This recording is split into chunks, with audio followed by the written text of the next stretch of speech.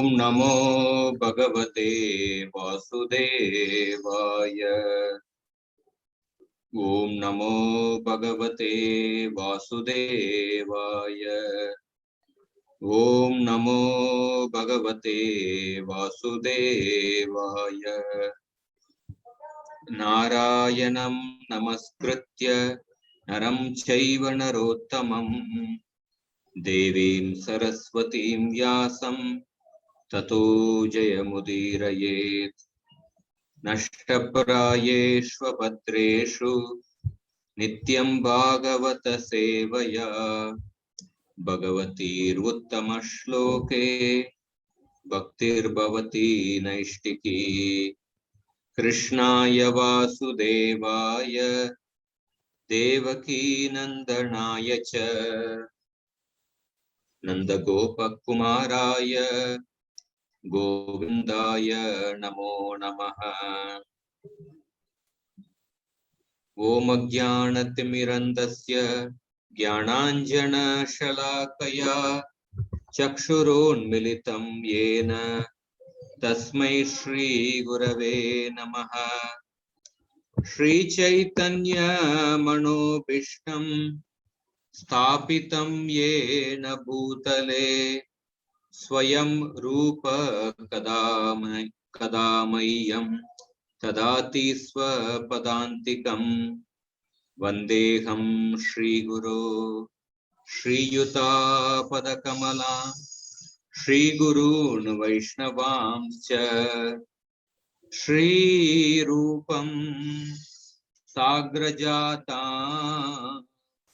सहगणा रघुनाथान्वितं तां सजीवं साद्वैतं सावधूतं परिजना सहितं कृष्णचैतन्यदेवं श्रीराधा कृष्णपदा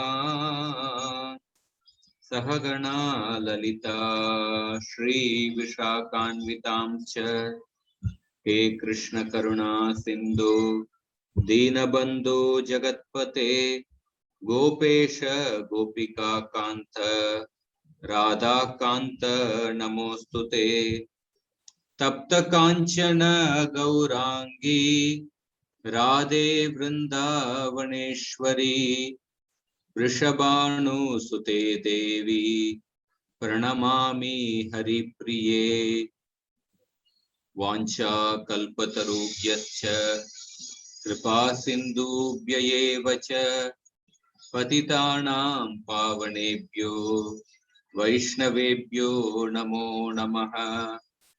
जय श्री कृष्ण चैतन्य प्रभु नित्यानंद श्री अद्वैत गदाधर श्रीवासादि गौर भक्तवृंद। हरे कृष्णा कृष्णा कृष्णा हरे हरे, हरे Ram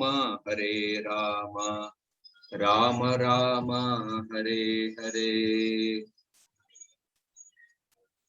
Hare Krishna. So I'll begin the 5th chapter, Durvasa Muni's lifespan. Shri Shuka Uvacha Evam Bhagavataadishto Durvasa Chakratapitah Ambarisham Tatpadau Dukkito Grahit.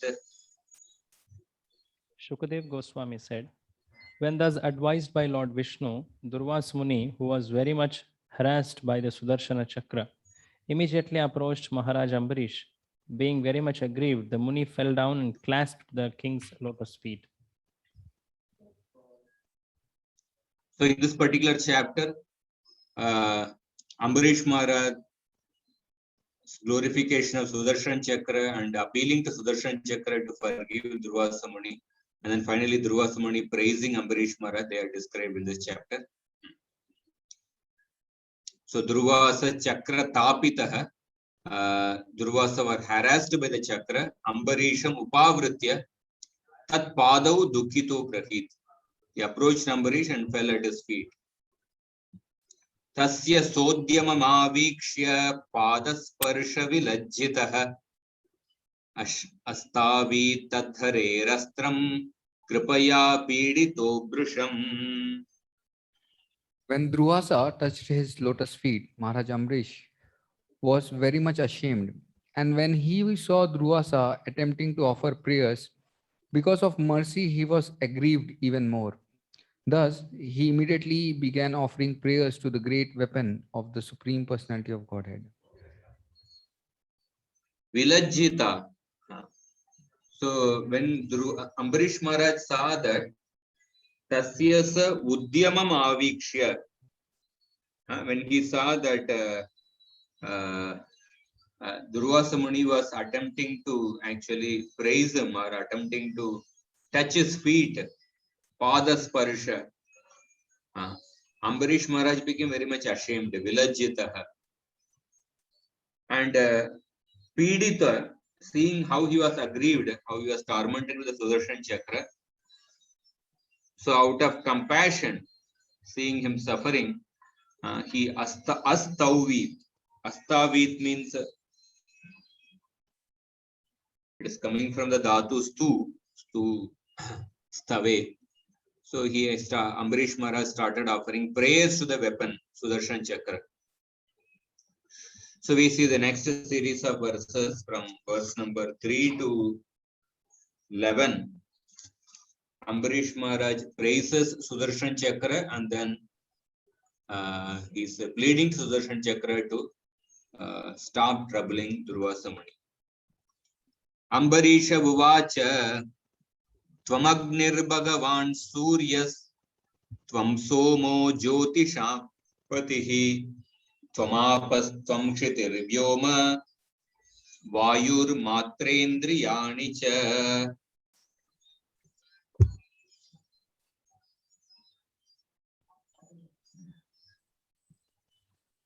Maharaj Ambarish said, O Sudarshana Chakra, you are fire, you are the most powerful sun, and you are the moon, the master of all luminaries. You are water, earth, and sky. You are the air, you are the five sense objects, sound, touch, form, taste, and smell, and you are the senses also.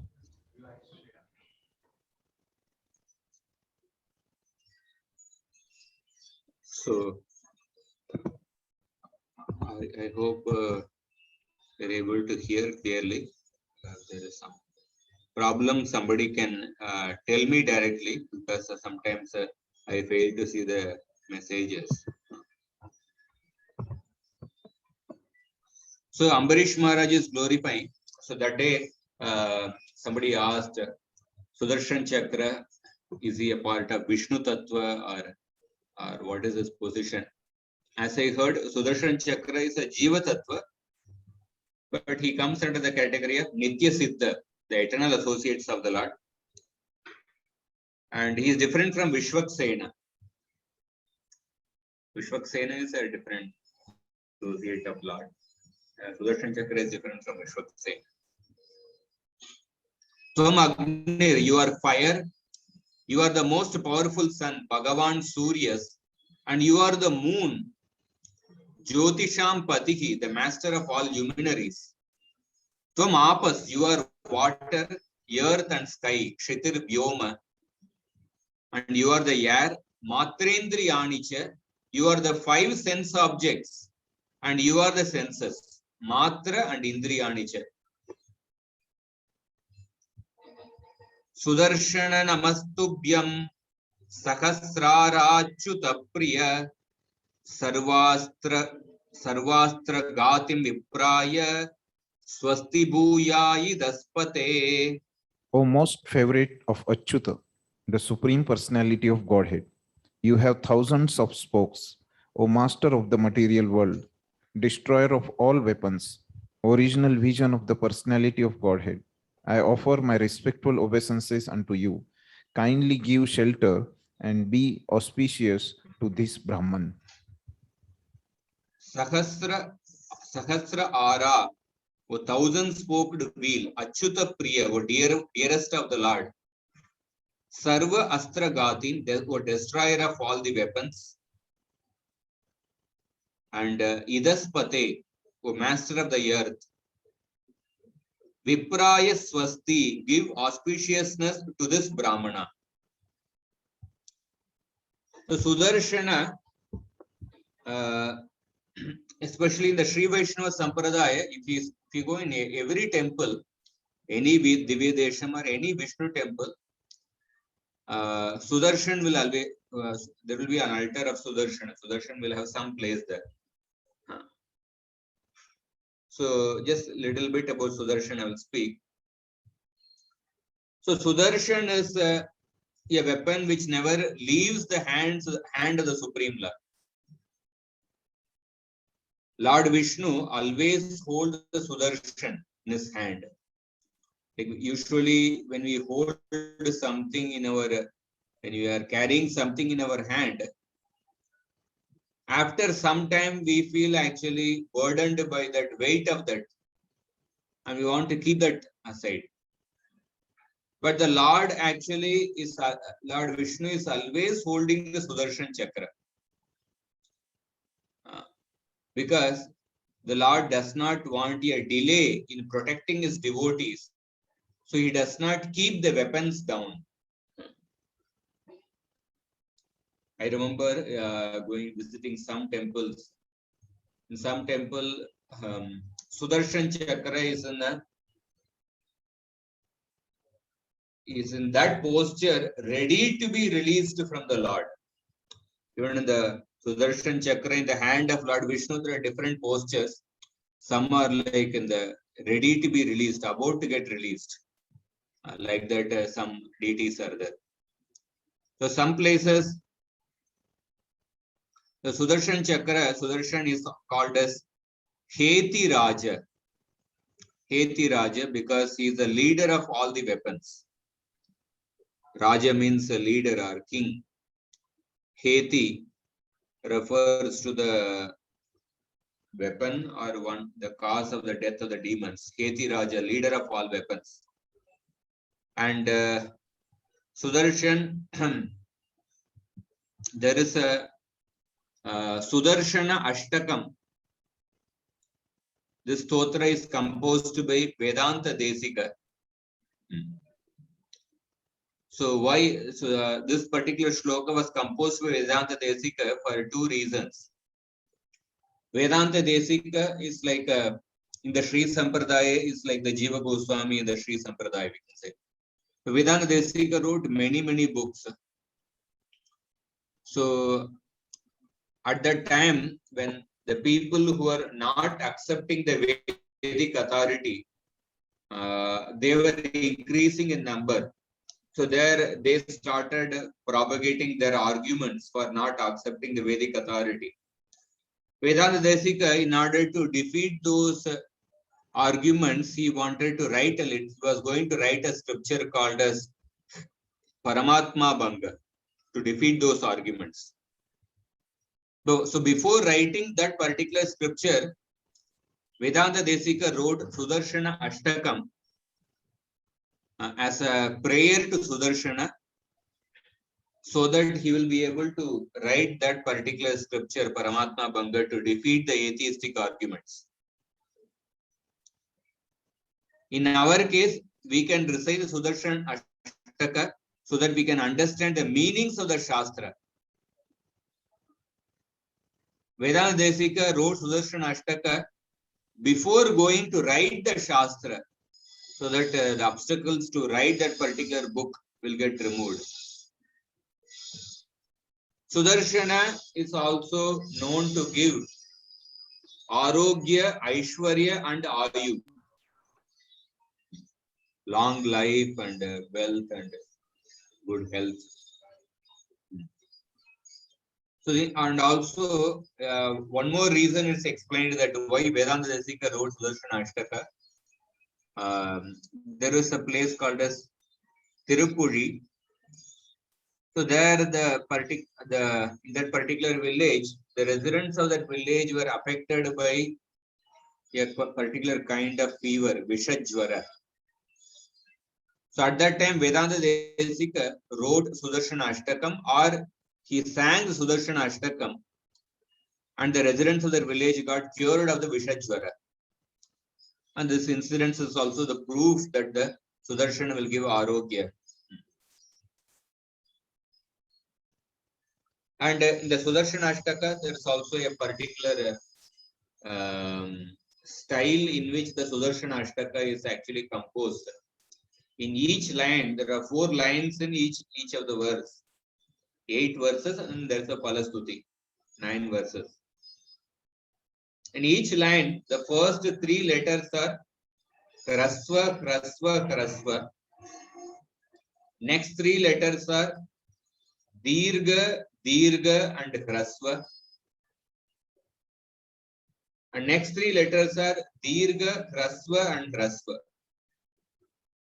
So it has followed a particular pattern. But so there are many in Sanskrit actually. There are many poetries written in. Sometimes there are poetries which are written just with one letter or just with 2 letters. I don't know how many of you know there is also. Rupa Goswami has written a poetry called a Chitra Kavita Vani. Chitra Kavita Vani. The poetry has a particular structure. Long back there was an article which came in BTG about the Chitra Kavita Vani, Rupa Goswami's poetry. I was attending one Sanskrit class. In that, as part of one exercise, the teacher gave one shloka. So that shloka is called as Sarvato Bhadra Shloka. You can read that shloka from many directions. In English, we have something called as, I think, palindrome or something. I don't know whether I spell it properly. We can read from the starting or from the reverse direction. It will have the same. It will be the same word. Sarvato Bhadra Shloka was like, it's like there's a particular diagram. You can read from left to right, right to left. You can read from top to bottom, or bottom to top, or diagonally, and in so many different directions you can read, and you can come up with the same shloka, Sarvato Bhadra Shloka. But interestingly, after that, what the teacher told, in fact, even this also, hearing this class. So there are many such patterns of shlokas in Sanskrit. Many such poetries are there. You can write poetry in a different pattern. I remember when I visited one temple. I think January I visited some temple in South India. So in that, something similar to Sarvato Bhadra Shloka, but in Tamil it was there in one particular temple. And a big board was there, and then the shloka there was there, and the particular pattern was there, and a particular structure was there. So especially in India, many of these old languages, the Sanskrit, Tamil, maybe in other languages also. So they are rich with such poetry. They are rich with such poetry with deep meanings. So the teacher was saying that the Sarvato Bhadra Shloka, there are many such shlokas in Sanskrit, but these shlokas, they are not considered, they are considered inferior. Actually, to compose such shlokas is very difficult. There are shlokas composed just with 1 letter or 2 letters and with such a deep meaning. I remember another shloka as part of the course, just with, I think, I remember, maybe I can share, I'll share that later. Just with, I think, 1 or 2 letters it was there, but and so many different meanings were coming. So, but the teacher was saying that many times such shlokas are considered inferior.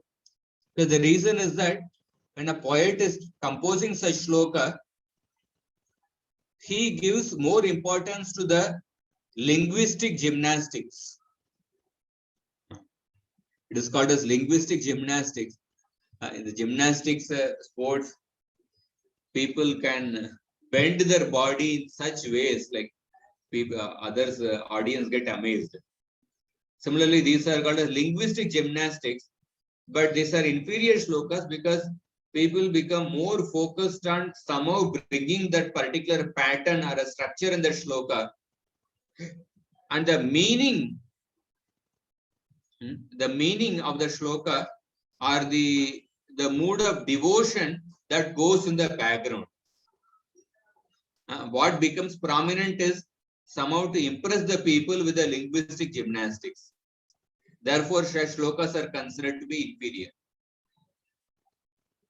But the beauty of the shlokas composed by Vedanta Desika or Srila Rupa Goswami,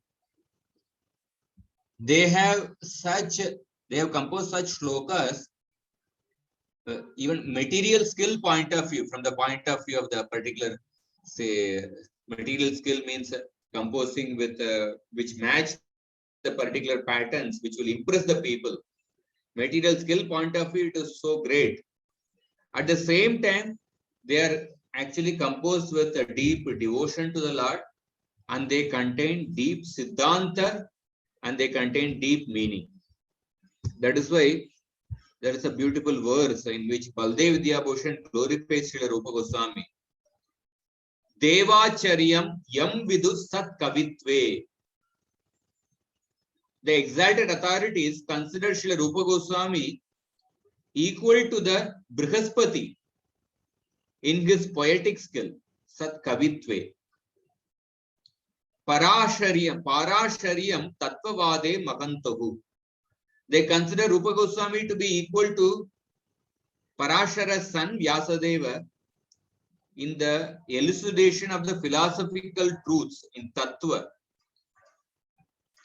Shringarartha Vyanjane Vyasasunam. And they consider him equal to Vyasa's son Shukadeva in revealing the significance of Shringara Rasa, the amorous love of God. Sat Shri Rupa Patuno Britya Vargan. May the Srila Rupa Goswami protect us, his servants. So Rupa Goswami, like normally sometimes a person may be very good in Siddhanta, but he may not be good in poetry. Somebody can come out, can compose good poetry, he may not be good in Siddhanta. Or he may not be good in, somebody may be good in poetry and Siddhanta, but he may not be good in the topics of Rasa Tattva.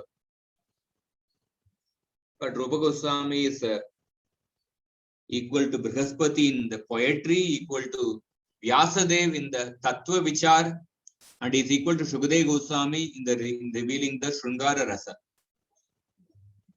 So Vedanta Desika composed this Sudarshana Ashtakam with beautiful poetry and with great devotion. So Sudarshana means what? One meaning is that Shobhanam Darshanam. One who is beautiful to look at, or one who is very auspicious to look at. Of course, if our mind is contaminated, then we will be afraid to look at Sudarshan. Just like the battlefield of Kurukshetra, the same sound of the conch shells gave encouragement to the warriors at the side of the Pandavas, but it actually shattered the hearts of the people in the Kaurava side. Sagosho Dhartarashranam Hridayani Vedarayat Nabascha Prithivim Chaiva Tumulo Jnanadayan. And another meaning of Sudarshana is Sukhena Darshayati Iti. One who shows the easiest path to attain the Lord. One who shows the path which is the easiest path which can be blissfully performed to attain the Lord. Another meaning of the word chakra, Sudarshana chakra. Chakra means kriyate anena iti chakraha. One who accomplishes all the tasks. One who accomplishes the task is called a chakra. So Sudarshan is also called as Heti. Heti means Hanyate Anena. One Hanyate Anena. It means like he who kills the enemies, or by whom the enemies are killed. So even the Sri Vaishnava Sampradaya at the time of Diksha, the person who is taking Diksha, he gets the symbols of Shankha and Chakra. Shankha, Chakra, Gada, Padma. So just like in the Sanatan Dharma, when a woman is married, how do you distinguish a married woman from an unmarried woman? A married woman has a different particular ornaments. She puts a particular ornament in the fingers of the leg, or she puts the kumkum at the hair, the partition of the hair. There is a Mangalya Sutra is there. So similarly, when you see the Shankha Chakra marks in a person, that means that that person is married to the Lord. He is initiated. He has accepted a Guru. He is married to the Guru or the Supreme Lord. So Sudarshana, as I mentioned, Sudarshana Ashtakam is composed of Vedanta Sutra. I'm not going to those. Sudarshana Chakra, the Ashtakam, I will just recite maybe one verse in the Sudarshana Chakra, Sudarshana Ashtakam. The first verse says, Pratibhata Shreni Bhishana Varaguna Stoma Bhushana Jnanibhya Sthana Tarana Jagada Avasthana Karana Nikila Dushkarma Karshana Nigama Saddharma Darshana Jaya Jaya Shri Sudarshana Jaya Jaya Shri Sudarshana. All enemies Pratibhata Shreni Bhishana. That means all the enemies of the Lord's devotees, they run away by seeing Sudarshana. They become fearful on seeing Sudarshana. Sudarshana is the one who gives fear to the enemies of the devotees. If you see, say Lord killed killed that crocodile with the Sudarshana and delivered a Gajendra. He killed Poundraka with the Sudarshana. And many other demons, the Lord does not use the Sudarshana. But it is said that even when the Lord does not use the Sudarshana and uses other weapons, Ram might have used, say, bow and arrow. But it is said that all the other weapons which the Lord uses, they are also amshas of Sudarshana. That means Sudarshan is the chief weapon of the Lord. Even when Vamanadev used the Darbha grass, that Darbha grass is an amsha of Sudarshana. When Narsingadev used nails, it is considered to be the amsha of Sudarshana. There is understanding they gave. So Pratibhata Shreni Bhishana. Second word is Varaguna Stoma Bhushana. Varaguna Stoma Bhushana. All the auspicious attributes, they find their shelter in you. Janibhya Sthana Tarana. And those who worship you cross the shoreless ocean of samsara and free themselves from the cycle of birth and death. Jagat Avasthana Karana. The entire universe is stabilized by your mighty power. Nikila Dushkarma Karshana. You cut asunder all the sins of those who approach you as a refuge.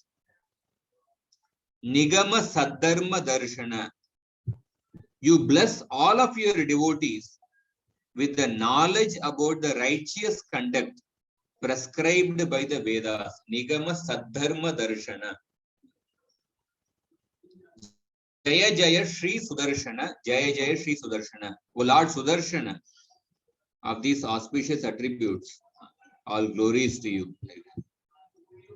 Like that, there are 8 verses are there. So, yeah, we'll go to the next verse. Tvam dharmas tvam ritam satyam tvam yajño kila yajña bhuk tvam lokapala sarvatma tvam teja paurusham param. O Sudarshana, your religion, your truth, your encouraging statements, your sacrifice, and you are the enjoyer of the fruits of sacrifice. You are the maintainer of the entire universe, and you are the supreme transcendental prowess in the hands of the Supreme Personality of Godhead. You are the original vision of the Lord, and therefore you are known as Sudarshana. Everything has been created by your activities, and therefore you are all pervading. So you see, tvam dharma, your religion, tvam ritam. Ritam means truth. Satyam.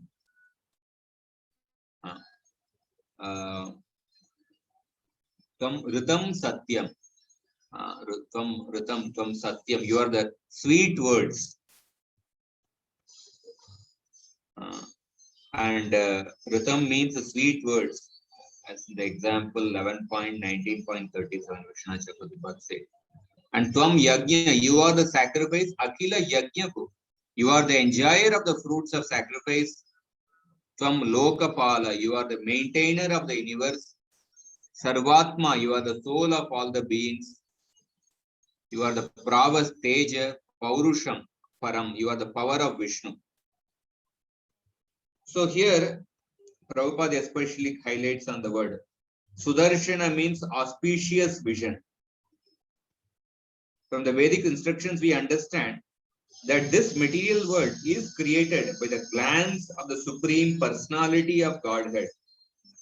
The Supreme Personality of Godhead glanced over the Mahatattva, or the total material energy, and when it was agitated, everything came into existence. So Sudarshana means auspicious vision.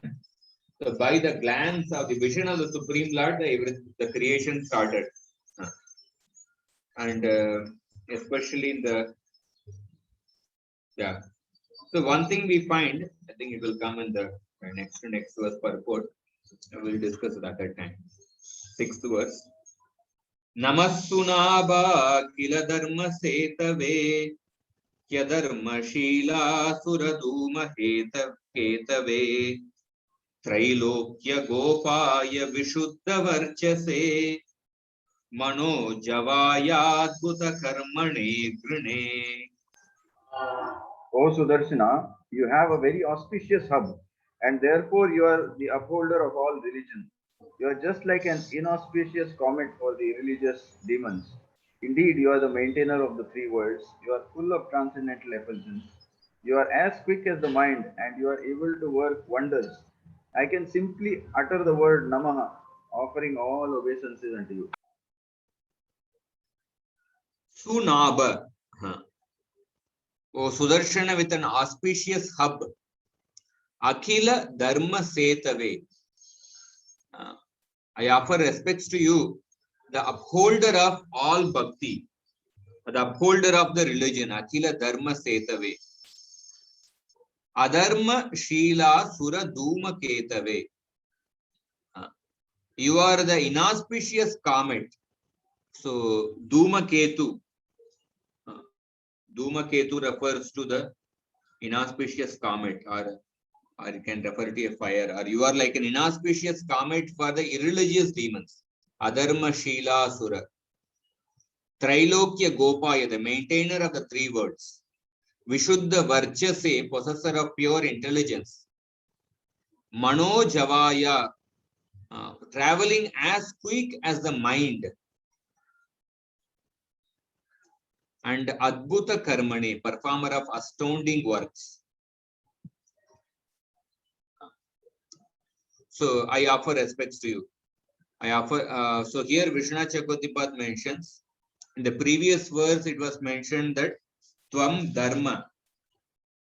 Here it is mentioned that Tvam Adharma Shila Sura Duma Ketave or Akila Dharma Setave. So by that, what is indicated is that I offer respects to the inauspicious, that person who is the inauspicious comet for the irreligious demons. Adharma Shila Asura Duma Ketave. The irreligious demons. And the previous verse, it was explained that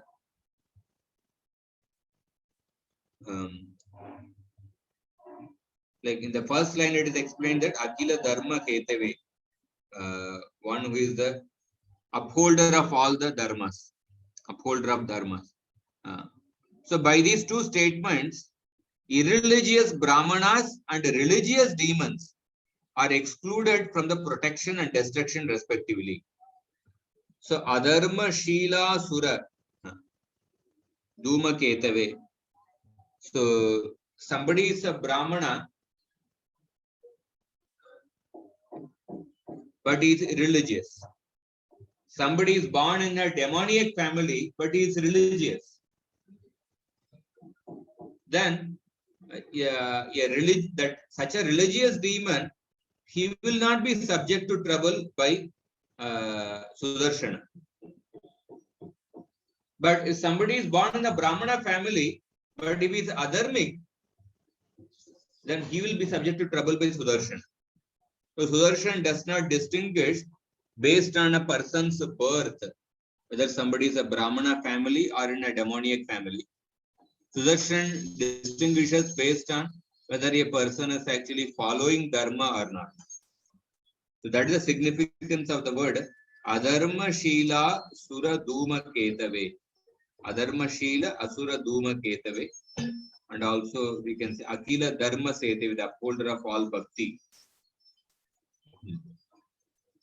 The significance of that. And also the previous that is significant. So therefore Prabhupada, in line with this particular thing, actually Prabhupada writes in that purport, Durvasa Muni was a Brahmana, but he acted like a demoniac person because he acted against the pure devotee of the Lord.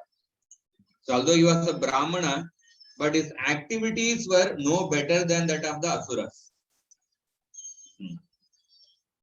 So Sudarshan Chakra is here addressed as Dharma Setave, the protector of Dharma. So Maharaj Ambarish was a truly religious person. And consequently, for his protection of the Sudarshan Chakra, Sudarshan Chakra was ready to punish even such a strict Brahmana as Durvasa Muni because he had acted like a demon. So there are demons even in the form of the Brahmana. So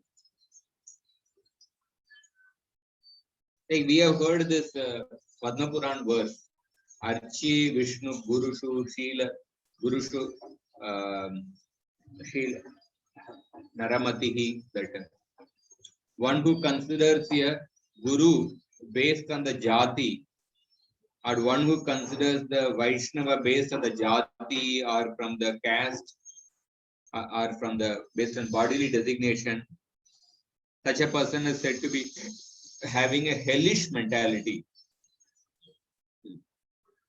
So one should not discriminate the Vaishnavas based on the birth. That is a hellish mentality. And similarly, one should also not discriminate a demon based on the bodily designation. One should not consider, okay, this demon, because he is born in a Brahminical family, I don't want to consider him as a demon. But this demon, he is born in a Rakshasa family, or he is born in a Shudra, so therefore I want to consider him as a demon. No, when you consider a demon also, you don't actually discriminate based on the designation of the caste or jati, but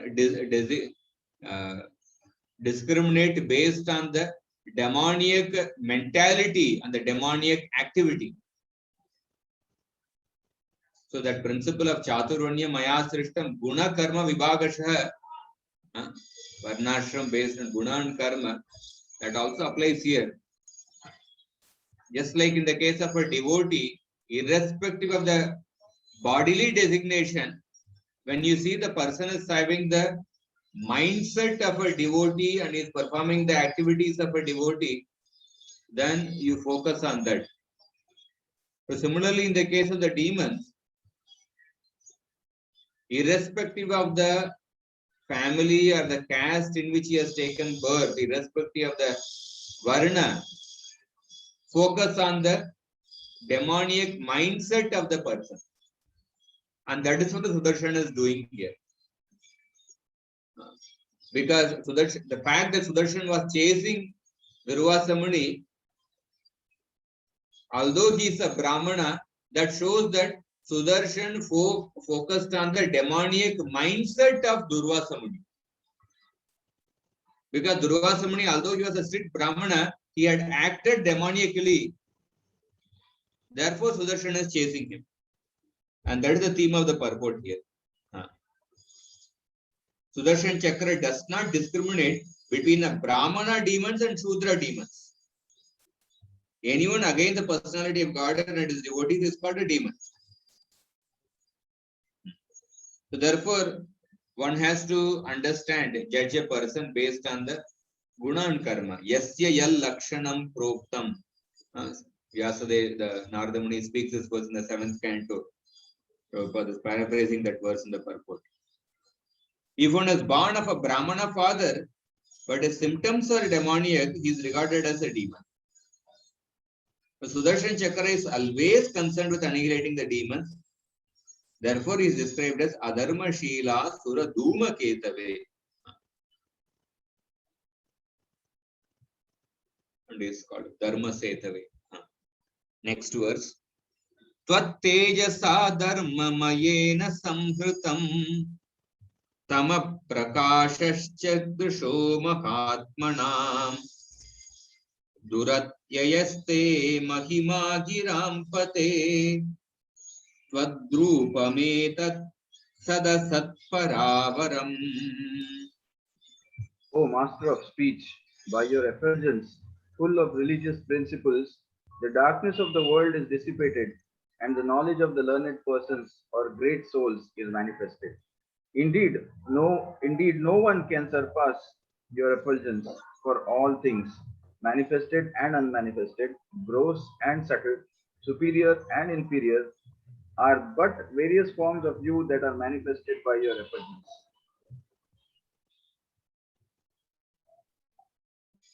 So, Tvat Tejasa Dharma Mayena Sampratam. So, O master of speech. So, master of speech, I don't know which word it is. Suratyaste Mahima Girampati. Girampati means the master of speech. And by your effulgence, Tvat Tejasa. And what is this effulgence composed of? Dharma Mayena, composed of Dharma. Tama Prakashascha Drisho Mahatmanam.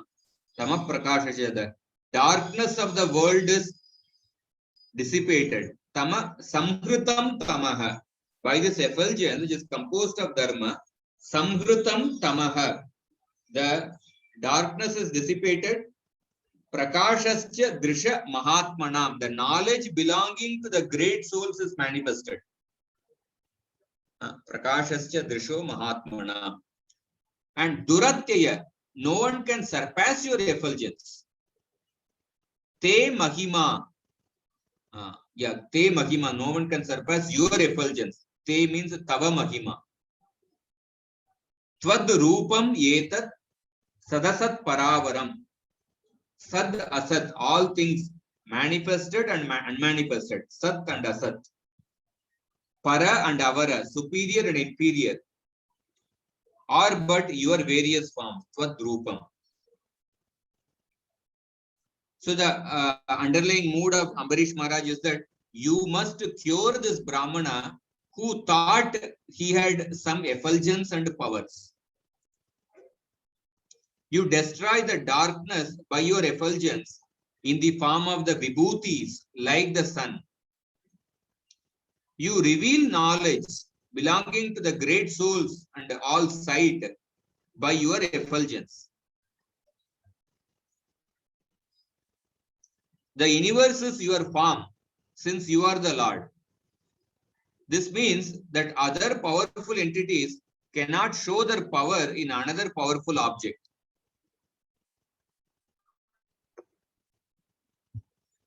So, especially, I want to Tvat Tejasa, Prabhupada actually focuses on this word. Without illumination, nothing can be seen. So the illumination in this world emanates from the effulgence of Sudarshana, the original vision of the Supreme Personality of God. And even the illuminating principles of sun, moon, and the stars all emanate from the Sudarshana. Therefore, Sudarshan is the one who revealed the position, the greatness of Ambarish Maharaj, and how Ambarish Maharaj is topmost devotee of the Lord. He is completely detached. And Sudarshan also revealed how Durvasa Muni was completely attached to the body. So generally people accept a powerful yogi like Durvasa Muni as wonderfully superior. But if such a person is chased with the Sudarshan Chakra, we can see his real identity and understand how inferior he is because of his dealings with the devotees. So Sudarshan actually gives the real vision. So many times if we see people can get carried away by the external, and common people, they may fail to notice certain deviation.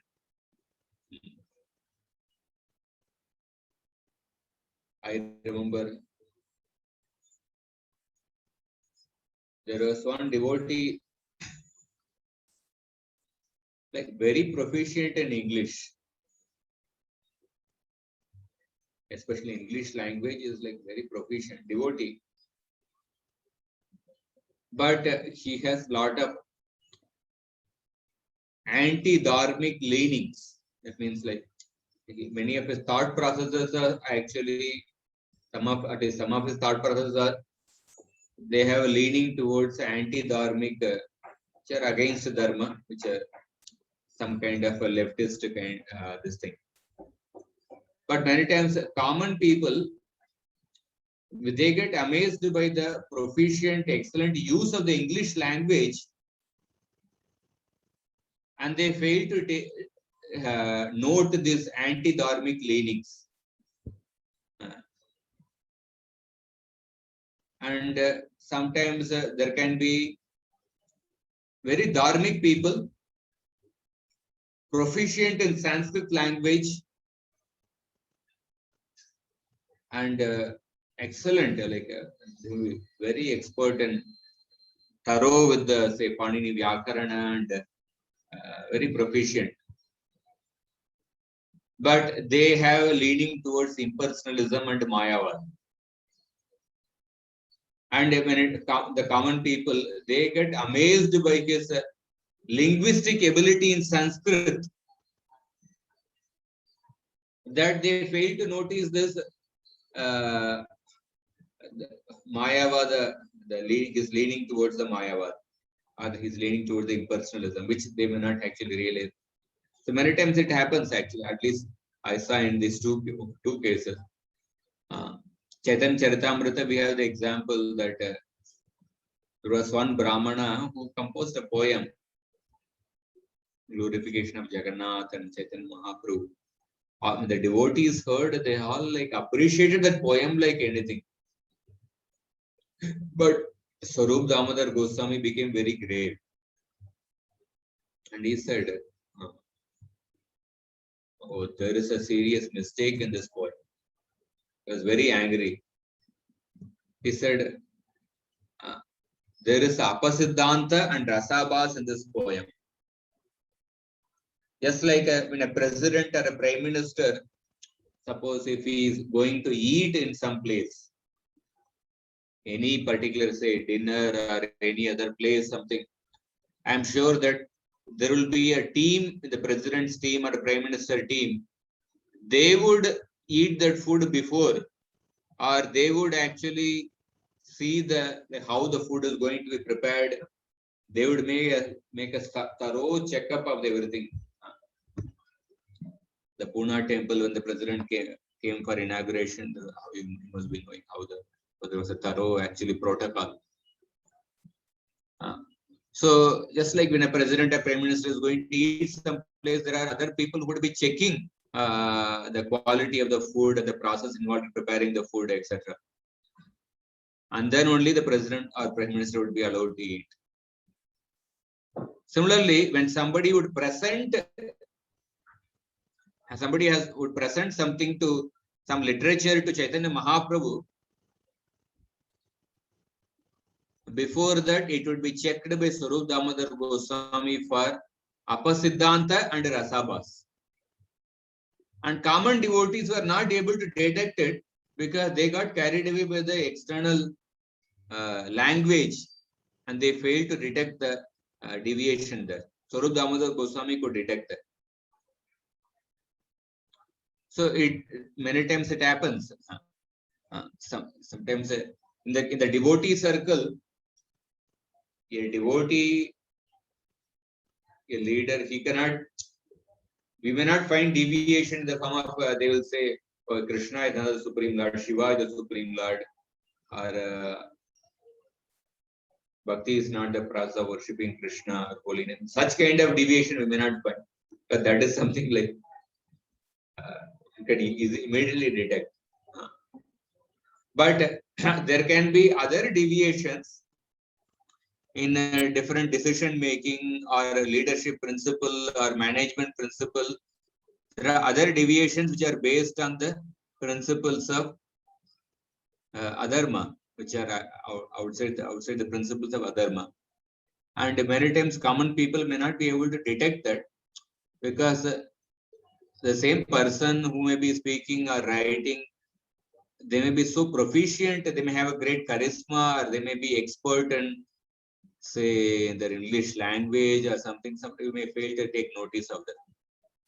So Sudarshan means one who reveals the truth for as it is, one who illuminates everything, externally and also internally.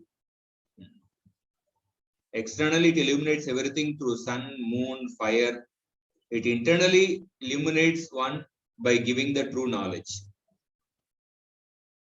So that's what is glorified Sudarshan. Yada visrishtas tvamananjanena vai balam pravishto jita daitya danavam bahudarorvangri shirodarani vrishchannajasram pradane virajase.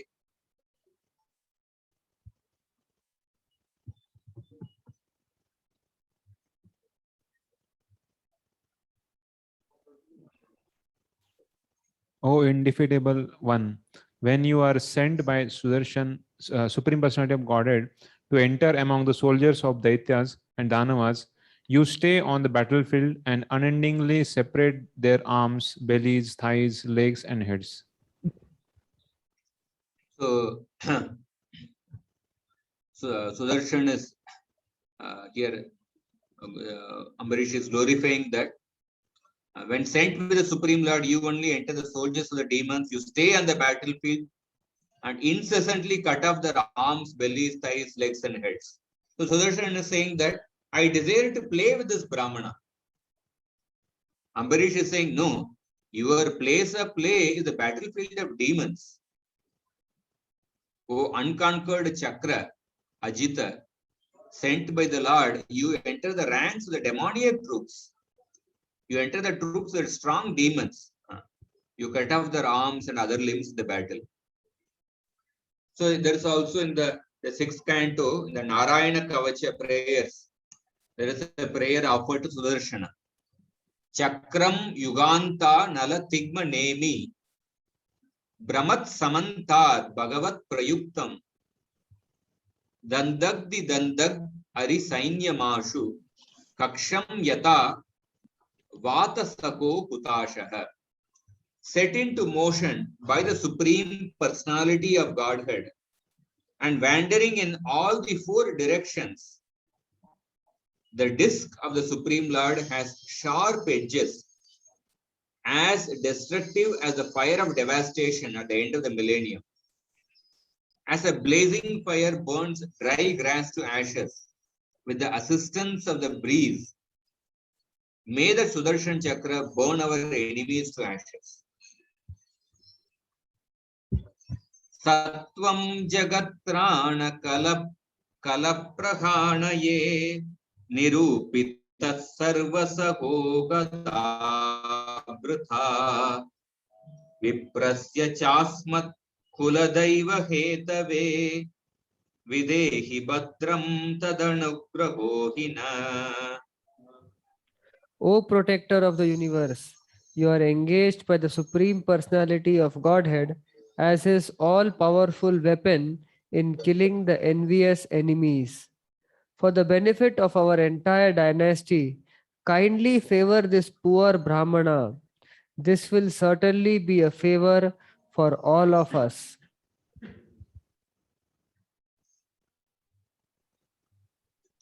Jagatrana, O protector of the universe, as the form of all the strength, you are engaged by the Supreme Lord in killing the criminals.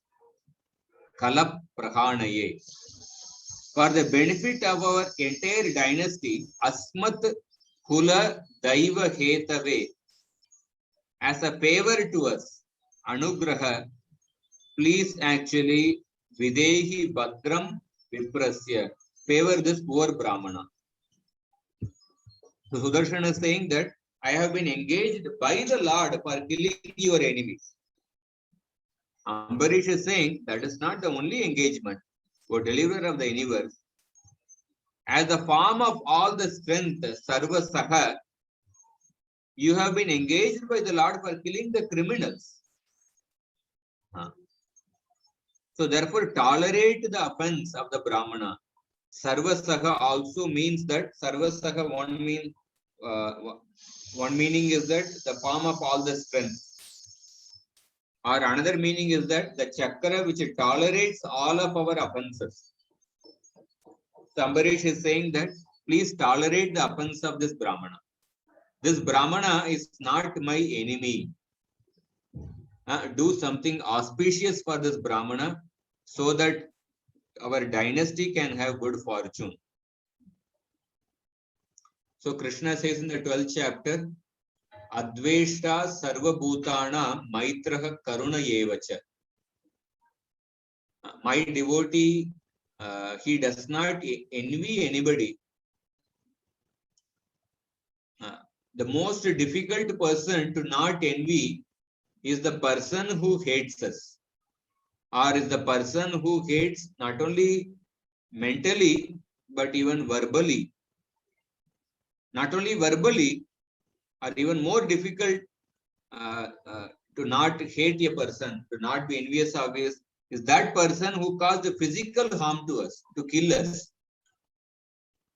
But my devotee is not envious even of that person who hates him by trying to physically harm him. On the other hand, he is a Adveshta Sarvabhutana Maitra Karuna Yevacha.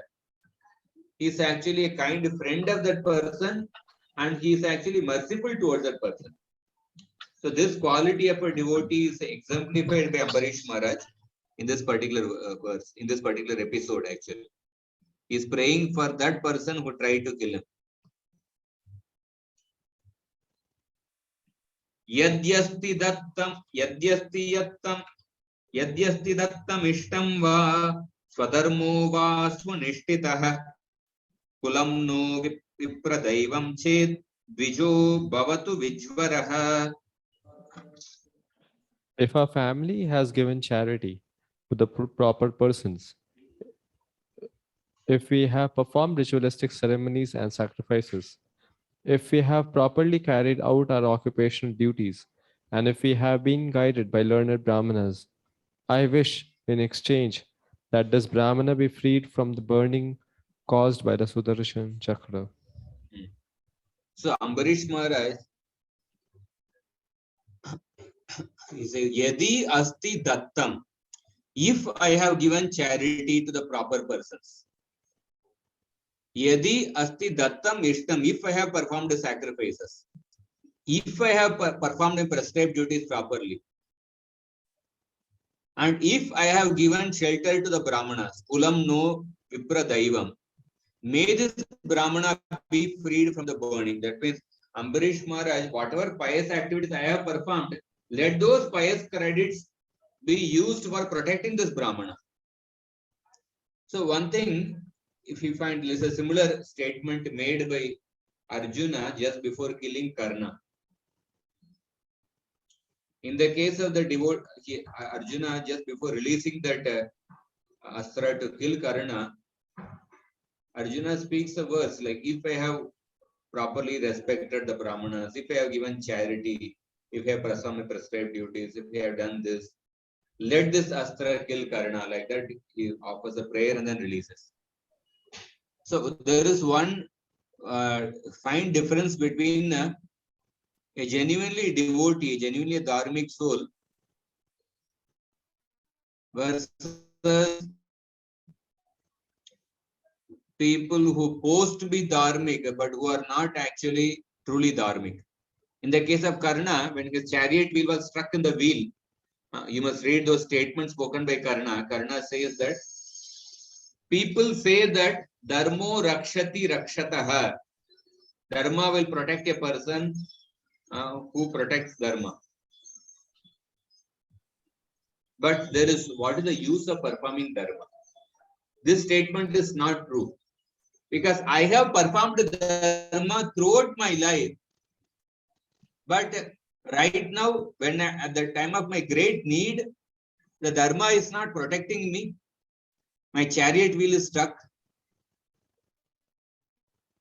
So there is no use performing Dharma. He started cursing Dharma. He started actually condemning Dharma. And he was confident. He's saying that whole life I performed Dharma. Whereas Arjuna's statement or Ambarish Maharaj's statement, Ambarish Maharaj, like we saw in the previous chapter, how he was completely engaged in the highest Dharma, Paro Dharma, and he also responsibly performed his Dharma as a king, as a Kshatriya. It's like he did not deviate from Dharma at all. But his statement here is that if I have performed Dharma, if I have given charity, like you see how many cows he gave in charity. A big number was there, we saw in the last chapter. But here he is saying that yadi asti dattam, if I have given charity to the proper persons. So one of the sign of a people, like even Prithu Maharaj, when he meets the 4 Kumaras, he says that how is it that I have got your association? It seems that I must have performed some agyata sukriti. Because of that, I have got your association. Or what pious activities I performed by which I am getting your association. So Prabhupada says that although Prithu Maharaj's whole life is filled with piety, but he did not, because of his humility, he is thinking that he knowingly did not perform any pious action. So here he can finally contrast between Ambarish Maharaj or like Arjuna says that if I have performed. So, and Ambarish Maharaj says that Yadino Bhagavan Prita Eka Sarva Gunashrayah Sarva Bhutatma Bhavena Dvijo Bhavatu Vijvaraha. So many times we say that I dedicated so many of my years for serving this mission, serving this institution. What did they do in return? Sometimes people say that. So actually, to make such a statement, we might have stood, but then general, genuine consciousness of a person who has served, like he focuses on his inadequacy or his limitations more than how much he rendered service. The sign of a sincere person is that he focuses on the services which he did not perform or the mistakes he committed more than what he did. Rupa Goswami, when he was Rupa Goswami was given different instruction with Chaitanya Mahaprabhu. But he accomplished all the instructions of Mahaprabhu, but one instruction he could not actually accomplish. Chaitanya Mahaprabhu specifically gave instruction to excavate the Radha Govinda Dev deity. And Rupa Goswami somehow he couldn't accomplish that. And he was so sad, he was so lamenting, he was so sad that he couldn't accomplish this instruction. So Radhanath Swami Maharaj was giving in one class, he said that this is a sign of a sincerity. A sincere person completely focuses his attention on which service he did not perform or he couldn't perform perfectly, or there was some mistakes in that, more than the services which he performed. But in the case of in the conditioned consciousness, we focus on the services which we performed more than what we did not perform. So here Ambarish Maharaj is saying that if I have given charity or if I have performed sacrifices, if at all I have performed some pious activity, let them be used for actually protecting Durvasa Muni. We can read this translation next verse 11.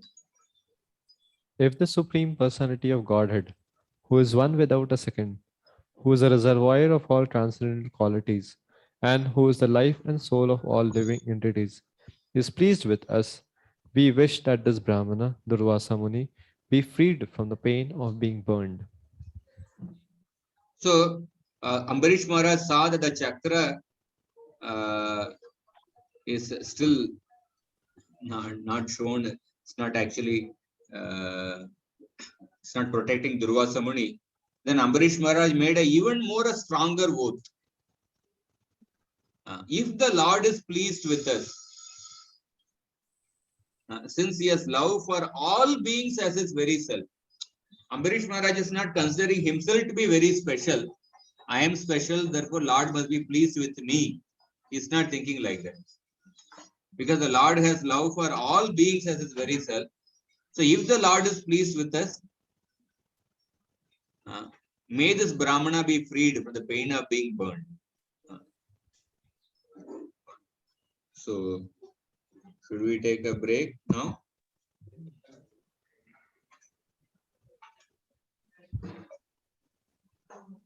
Yeah, we'll take a break now for 10 minutes and then we'll complete the rest of the chapter. Yes, Prabhuji. Hare Krishna. So we'll reassemble at 12:32. Hare Krishna.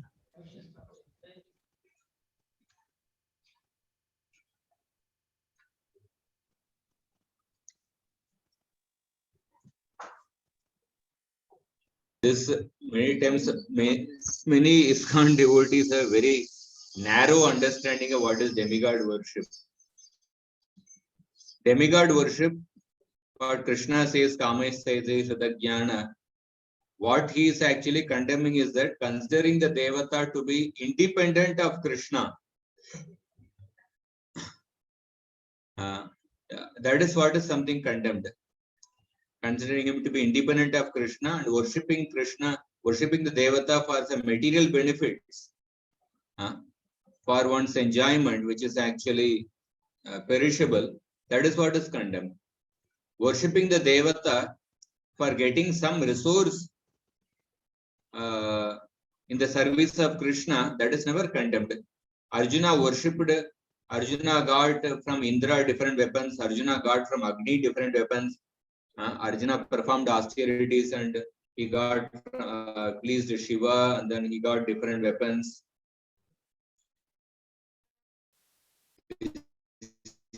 The example, the gopis worshipped Katyayani and Devi in order to get Krishna as a husband. Temple presidents and GBCs are worshipping the local political leaders. That is also demigod worship. Ejanta iha devata kankshanta karmanam siddhim. Ejanta iha devata sibram ki manushe loke siddhir bhavati karmaja. Iha devata means the demigod means not only the devatas, the heavenly devatas, even the any powerful man of this world. Worshipping a politician like Mamta Banerjee, worshipping means may not offer worship arati or something, but trying to appease the politician to get some things done. Is it not demigod worship? So first of all, have the right understanding of demigod worship. Otherwise, most people have very, very narrow understanding, thinking that Rupa Goswami, how can he prescribe Ganpati worship? The point Rupa Goswami is giving one of the item of sadhana bhakti that do not disrespect any devata. So all the devatas are devotees of the Lord. Some of them could be karma mishra bhakta, some of them could be pure devotees. But if we respect any person who is in a particular position, in this world, do we not respect a person who is a local politician, MLA, local MP? How much we appease that person in order to get some favor? So why can't, then what is wrong in actually appeasing a devata for actually removing certain obstacle in the service of Krishna? There's absolutely nothing wrong. This question is actually very narrow actually. No, the question, see, what I was trying to ask is, what should be the mood? So, like, as a Vaishnava, like say in Naneshwari, Naneshwar Maharaj says that a person on Monday he goes to Shiva, on Tuesday he goes to Ganapati, like that. He's a prostitute, so Vyabhichari. So, in that sense, when we ask for protection, we go to Narsimhadev, who is again the manifestation Vishnu Tattva only. So, like that, what should be? I clearly mentioned when a person devotee worships a devata, he sees the devata as the limb of Krishna. When you see a devata as independent of Krishna, then that mentality is actually it's not forbidden, but it is condemned. Correct. Not forbidden. Forbidden means at least he is within the house of the Vedas. Therefore, at least he is coming. If not worshipping Krishna, at least accepting some authority. It is not forbidden. Demigod worship is not forbidden.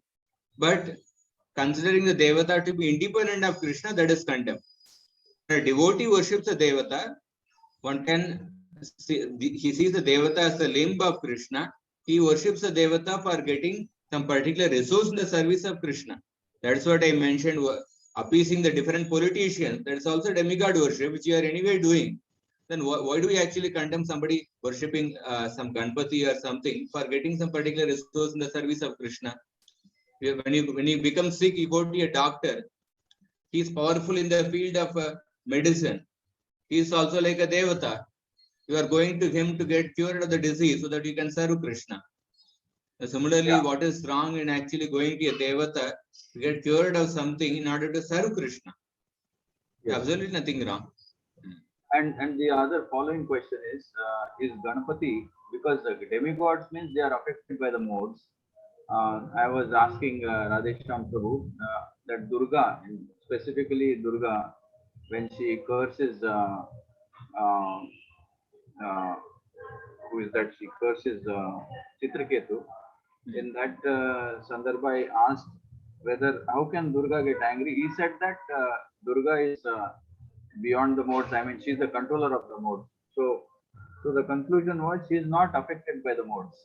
And Ganpati is born of Durga, and so Shiva is also the controller of Parvati.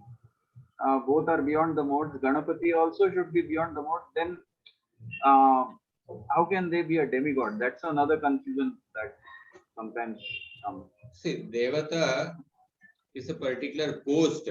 They need not be beyond the three modes. Somebody who has a certain qualification is appointed in that post. What is necessary that they have to be beyond transcendental the three modes? But they are predominantly in Sattva Guna, that is for sure. They are predominantly in Sattva Guna, but sometimes they can get affected by the lower modes. But isn't Predominantly in Sattva Guna. so when Durga is called the controller of the modes, when we say Maya Devi, we say Durga is the controller of the three modes, then shouldn't she be above all the three modes to be controlling the modes? Sometimes there are exceptional cases where the great persons also commit mistakes. So we should not try to have some Photoshop ideal image kind of a personality. Shastras point out certain limitations of even the great personalities. The Brahma, Shiva, Durga. She made a misjudgment in the case of Chitraketu Maharaj. So No, that was that doesn't explained mean that she is always under the control of always under being influenced with the three modes. Sometimes they make mistakes. That was explained as being inspired by the Lord. It was not a mistake of her. That's what I'm saying. So she's above the modes and she's being inspired by the Lord to act in such a way so that we can learn from her, was the answer. So that's why I'm trying to figure out, like, say, we know for sure that Indra or Vayu, I mean, they are demigods who are affected by the modes, whereas Shiva. They are predominantly in Sattva Guna on very few occasions. They come under the influence of the lower modes. They are all advanced personalities. Some occasions we do see their shortcomings. Indra's shortcomings are mentioned in different occasions in this one. But we cannot bring down to the person of any ordinary person. Yes. They are all great servants of the Lord.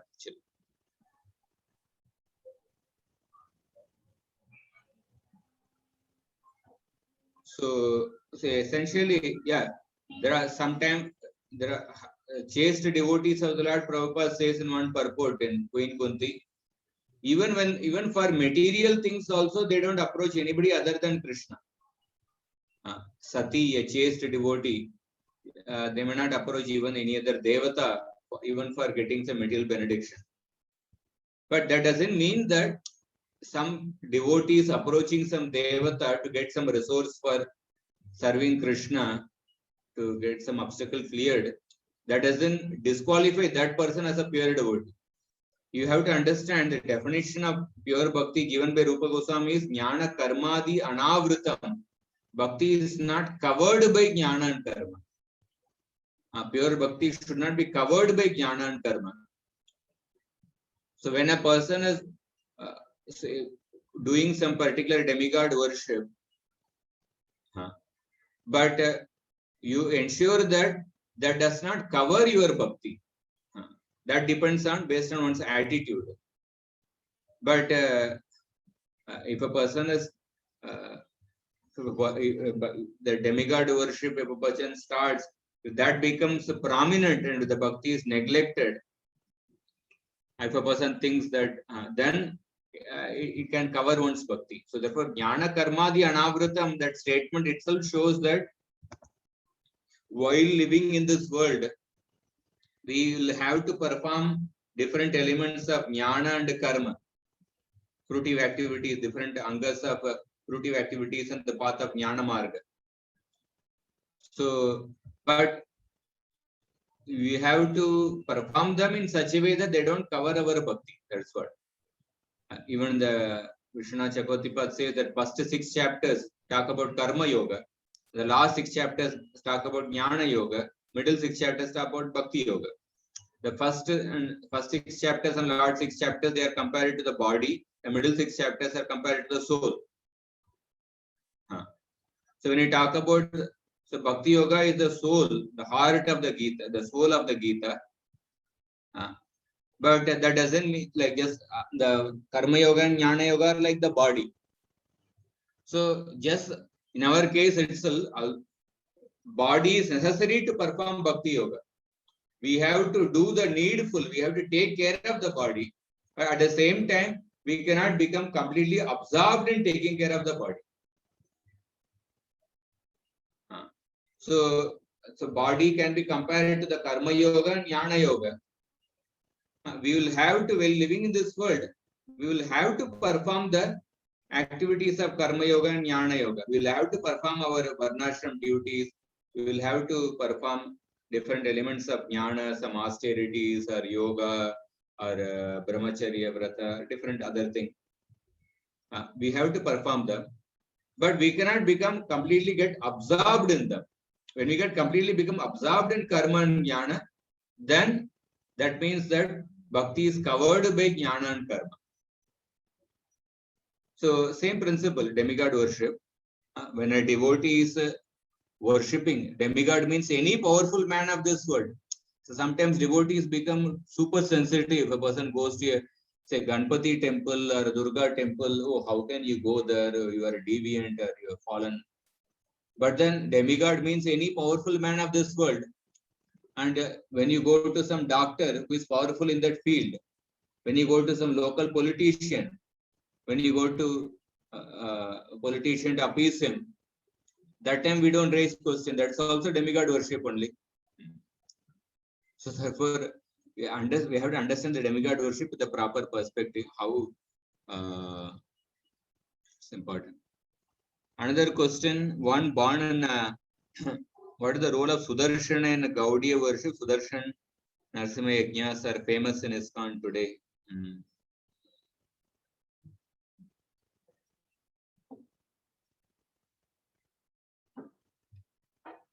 Sudarshana Yajna.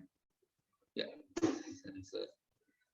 Sudarshan is a really associate of Vishnu. Krishna also uses Sudarshana. In that sense, there is nothing wrong in worshipping Sudarshana. Krishna uses Sudarshana to kill the different demons. So sometimes there is like one principle is that when we are with the interacting with the common people, common public outside, we have to adopt certain practices which will appeal to the people, and certain things of Gaudiya Vaishnavism are something private aspiration of a person.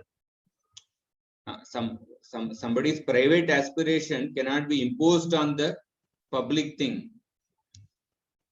Like for example, recently there was a Guru Purnima, where somebody started circulating some quote, Prabhupada's quote. Prabhupada wrote a letter to somebody. Guru Purnima celebrated by the Mayavadis, like that. There's some quote is there. So I mentioned the thought which came to me was that. So then the quote was circulated. Therefore, we shouldn't celebrate Guru Purnima like that.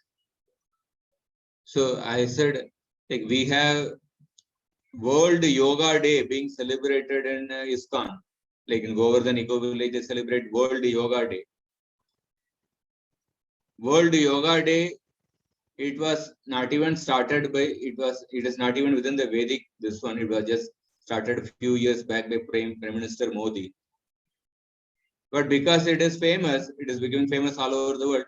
They are using that opportunity to attract those who are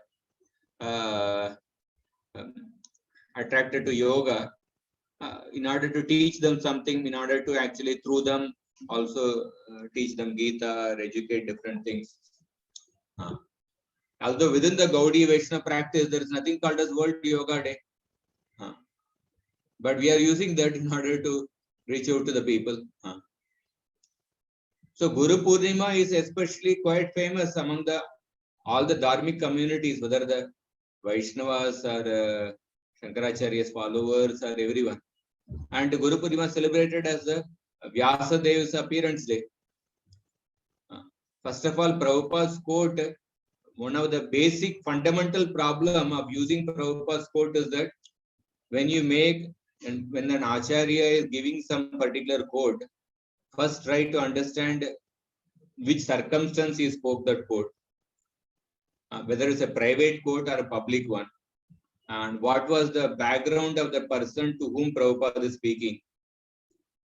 Understand everything, and then whether that quote should be made as a golden statement for the next 10,000 years to come.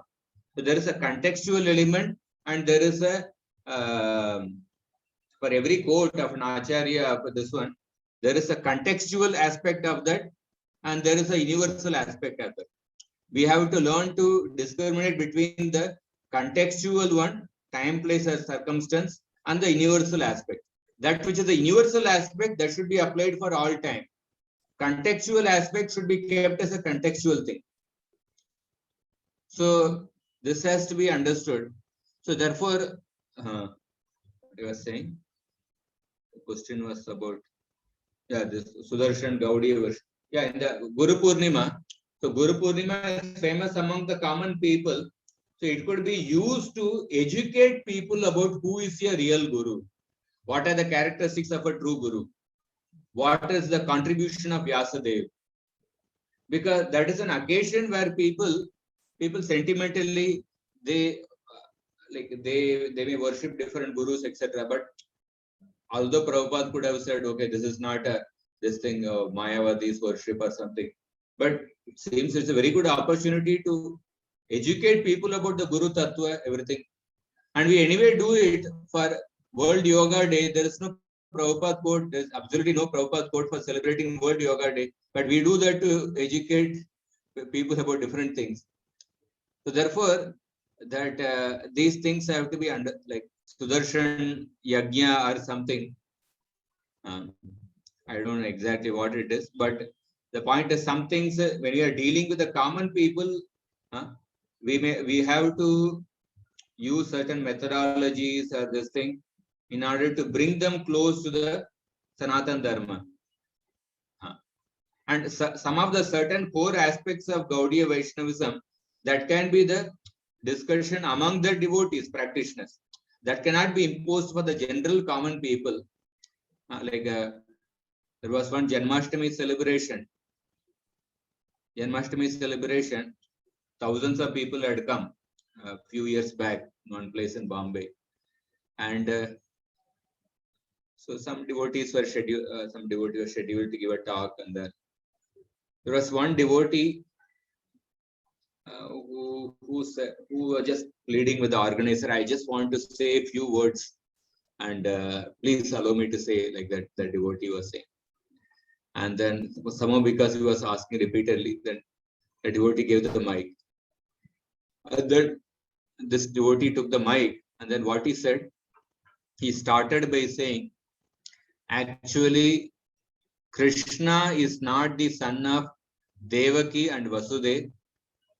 Krishna is the son of Yashoda and Nanda Maharaj. This is how he began.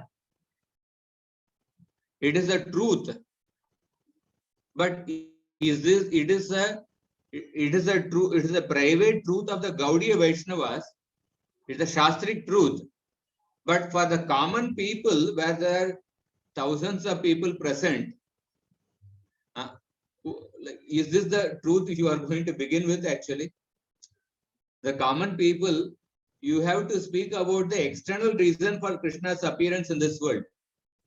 Krishna appears to establish Dharma.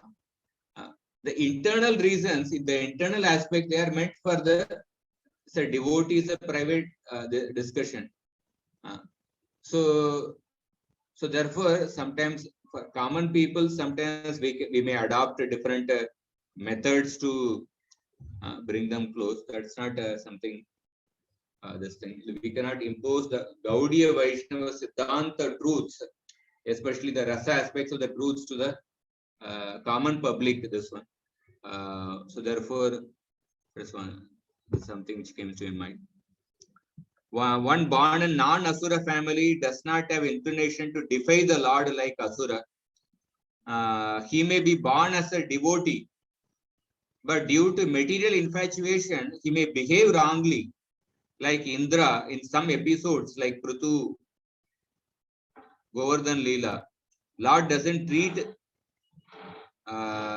Indra like such. Indra who behaved like an Asura. Indra is not treated as other Asuras in Brajalila. How can we assure? How can we say Asure Jati Bhuti? Yeah, Indra, although he behaved like an Asura in the Govardhan Leela, the Prithu Maharaj's episode, that's why sometimes there are sometimes certain devotees, but they also have many material aspirations. Karma, they are called as Karma Mishra Bhaktas or Jnana Mishra Bhaktas. So, because of maintaining their material attachment, sometimes they may behave like an Asura. So, the Lord does not treat them exactly, he punishes them, but he does not punish the same way as he punishes the other demons, like Putana, Shakatasur, Trinavarta, etc. Sometimes, so because Indra, although he committed mistake, but he is a devotee, Karma Mishra Bhakta, therefore he is not treated like other Asuras in Vrindavan later. So, but at the same time, he is not given, they are not given they are not left scot free actually. So, just because he is a devotee, although he has committed these blunders, I will not do anything. No, Krishna completely humbled Indra. Completely humbled Indra. So, and in the Prithu Maharaj episode, they didn't do anything to Indra. So sometimes you cannot, punishment cannot be measured simply in terms of what is the physical, how many beatings you gave to that person, or how many this thing you gave. You cannot measure simply with the physical number of beatings you gave to that person. The Govardhan Leela, if you see, did Krishna release a single astra towards Indra? He didn't give a single beating, he didn't release a single weapon towards Indra. But his mountain-like pride was completely crushed. So, in one sense, without releasing a single weapon, but he completely humbled Indra. So, the punishment has to be seen by the effect of the punishment. The effect of the punishment is to reform that person. If that reformation does not happen, then it is truly not a punishment. So, Krishna did not actually release a single weapon against Indra, but Indra's disease was completely cured. Brahma did not tell a single word to Indra, but Indra was actually the way he instructed in Prithu Maharaj, and later Vishnu spoke to Prithu Maharaj, in that completely humbled Indra, and Indra was actually about to fall at the feet of Prithu Maharaj. That's what the Bhagavatam describes. So therefore, Lord does not, he definitely is concerned about the certain adharmic tendencies of the devotees, and he deals with it, but he may not deal the same way as he deals with the outright demons.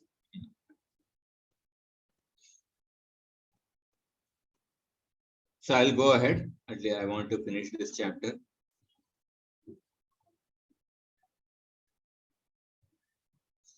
So we are in verse number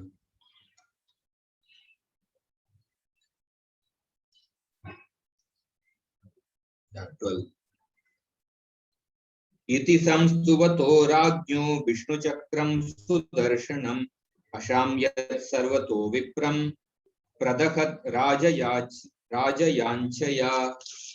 Sukadeva Goswami continued, when the king offered prayers to the Sudarshan Chakra and Lord Vishnu, because of his prayers, the Sudarshan Chakra became peaceful and stopped burning the Brahmana known as Durvasa Muni.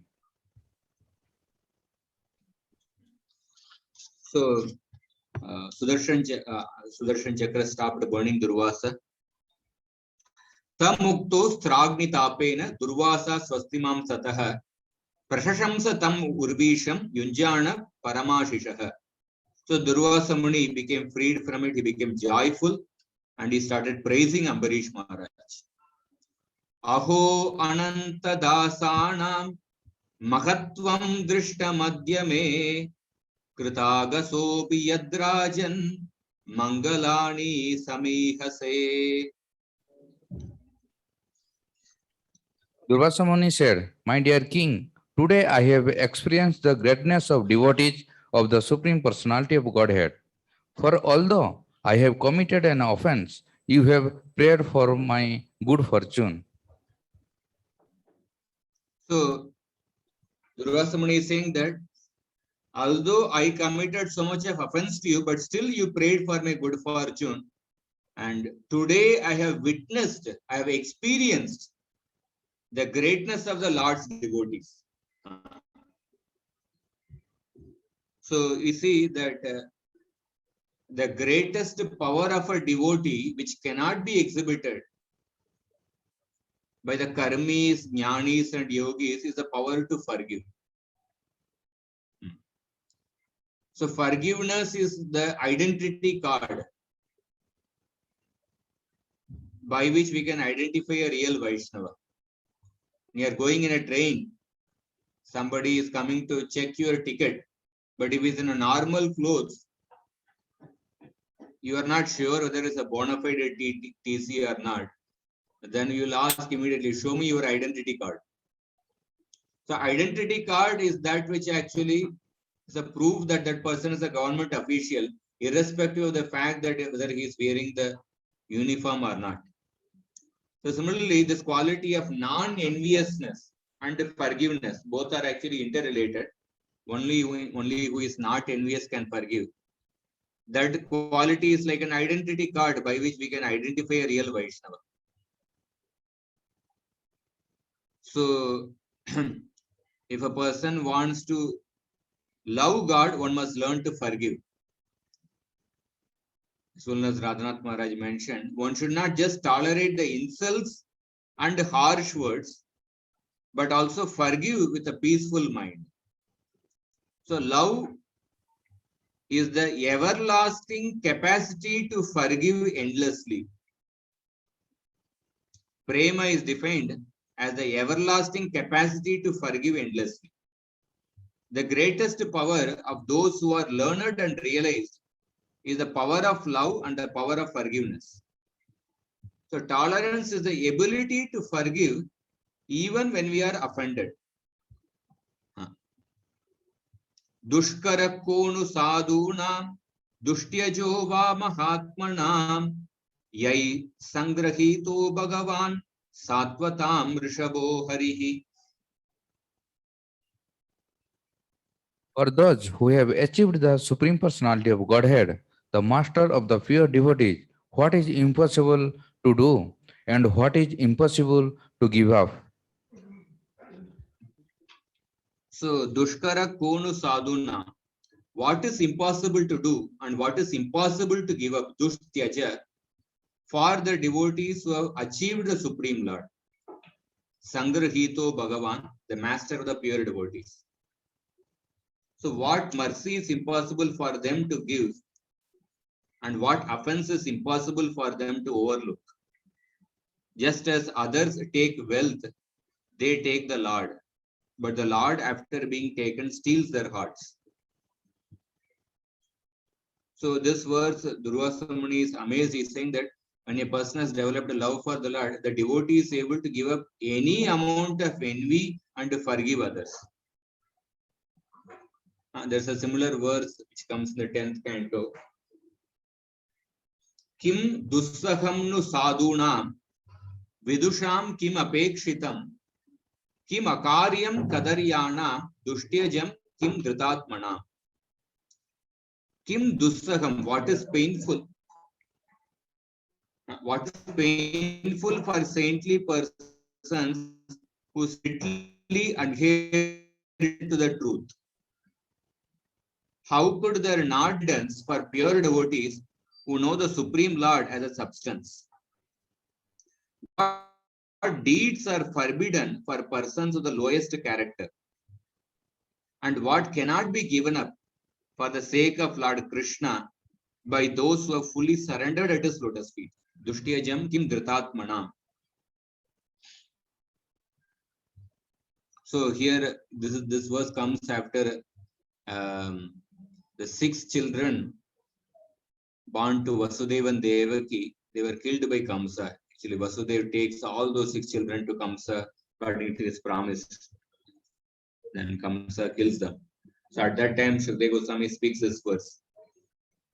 Like, how can you even imagine that father taking the newborn baby, knowing well that that baby will be killed by the person? It's such a painful thing. Painful for any person who strictly adhere to the truth. How could there not be independence for the pure devotees who know the Supreme Lord, the substance? Vidusham kim apekshitam. And that means, and also from the part of Kamsa, how can a person like Kamsa kill a newborn baby who is the child of his own sister? Kim akaryam kadaryanam. What deeds are forbidden for persons of the lowest character? That means, person of the lowest character, there is no limit how much a person can go low and can advance. There is no limit how much a devotee can advance, and there is no limit how much a person can get degraded. Both sides there are actually infinity. So what deeds are forbidden for persons of the lowest character? And dushyajam kim dhritatmana. And what cannot be given up for the sake of Krishna by those who have fully surrendered at his lotus feet.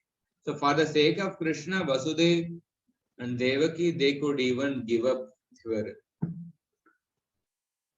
They were ready to give up even the newborn children, just with the hope, just to facilitate the appearance of Krishna. They went on giving birth to 6, 7 children. Yannama shruti matrena puman bhavati nirmalaha tasya tirtha padakyam va dasanam avashishyate. What is impossible for the servants of the Lord? By the very hearing of his holy name, one is purified.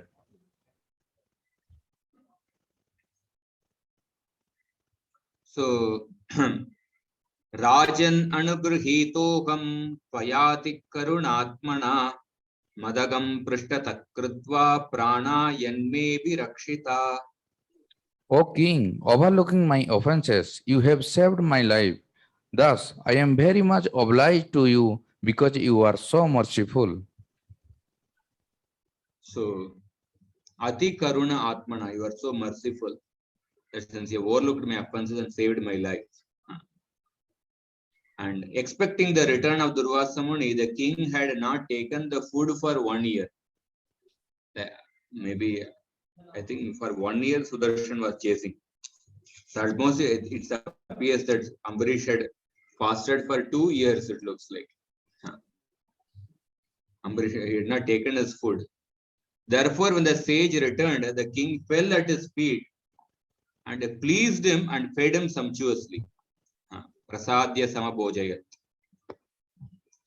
And so asti vadritam anitam atityam sarva kamikam. Durvasa Muni, after eating the varieties of palatable food brought with respect, triptatma, he was so satisfied that with great affection he requested the king to eat also, saying, please take your meal. Bhujyatam iti sadaram. Pritosmi anugrhitosmi tava bhagavatasya vai darshana sparshana alapair atityenatma medasa. Durvasa Muni said, I am very pleased with you, my dear king. At first, I thought of you as an ordinary human being and accepted your hospitality. What later I could understand by my own intelligence that you are the most exalted devotee of the Lord. Therefore, simply by seeing you, touching your feet, and talking with you, I have been pleased and have become obliged to you. Haribo.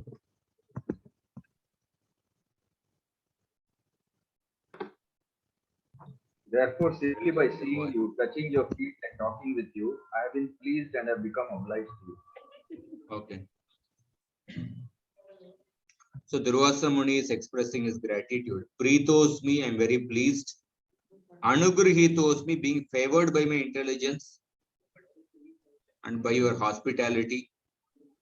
Darshana Sparshana Alapai, by seeing you, touching you, and by speaking with you. Atityena Tava Bhagavata Sivai, with you, a great devotee of the Lord. So Atma Medasa, by my own intelligence. So Prabhupada says that by my own intelligence, I could understand that you are the most exalted devotee of the Lord. So again, Prabhupada explains that Atma Vedasa is used to indicate that by his personal experience, he would understand how great a Vaishnava the king was. So Durvasa Muni could understand the influence of a Vaishnava with personal experience. Durvasa Muni was certainly a great yogi and a very learned Brahmana. But despite his being a real yogi, he was unable to understand the influence of a Vaishnava. Therefore, it is said, Vaishnaver Kriya Mudra Vigneha Na Bhujaya. Even the most learned person cannot understand the value of a Vaishnava. There is always a possibility for so-called Jnanis and Yogis to be mistaken when studying the character of a Vaishnava. A Vaishnava can be understood by how much he is favored by the Supreme Personality of Godhead in terms of his inconceivable activities. So I have been favored by seeing you, and thus I am pleased.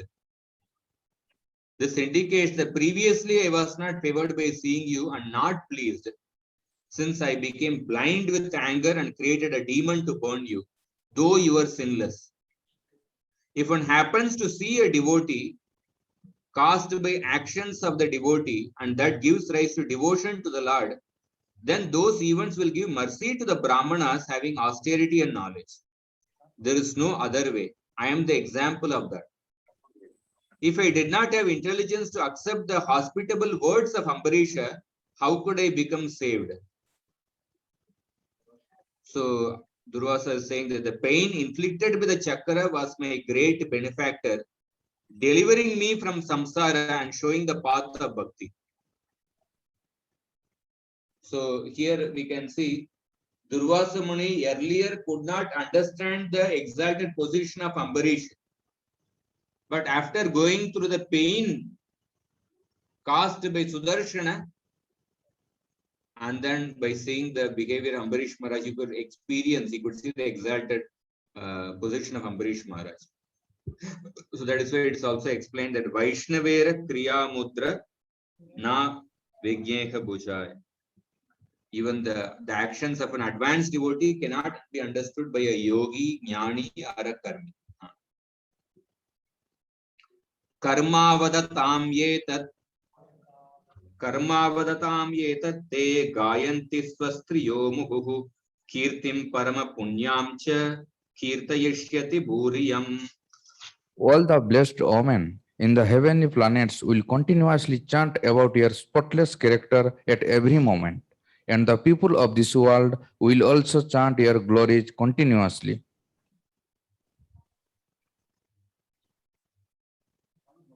So, Ambarish Durvasa Muni is giving further blessings to Ambarish Maharaj. Your character will be glorified continuously. In this way, being satisfied, Durvasa Muni took permission and left, continuously glorifying the king. He went to Brahmaloka, which is devoid of dry reasoning. Brahmalokam Ahaitukam. So he went to Brahmaloka to speak to his Brahman realized friends about his deliverance, the great influence of bhakti and the devotees, and about the Lord who is controlled by the devotees. So Agaituk means the place which is devoid of dry reasoning. So Durvasa Muni went there.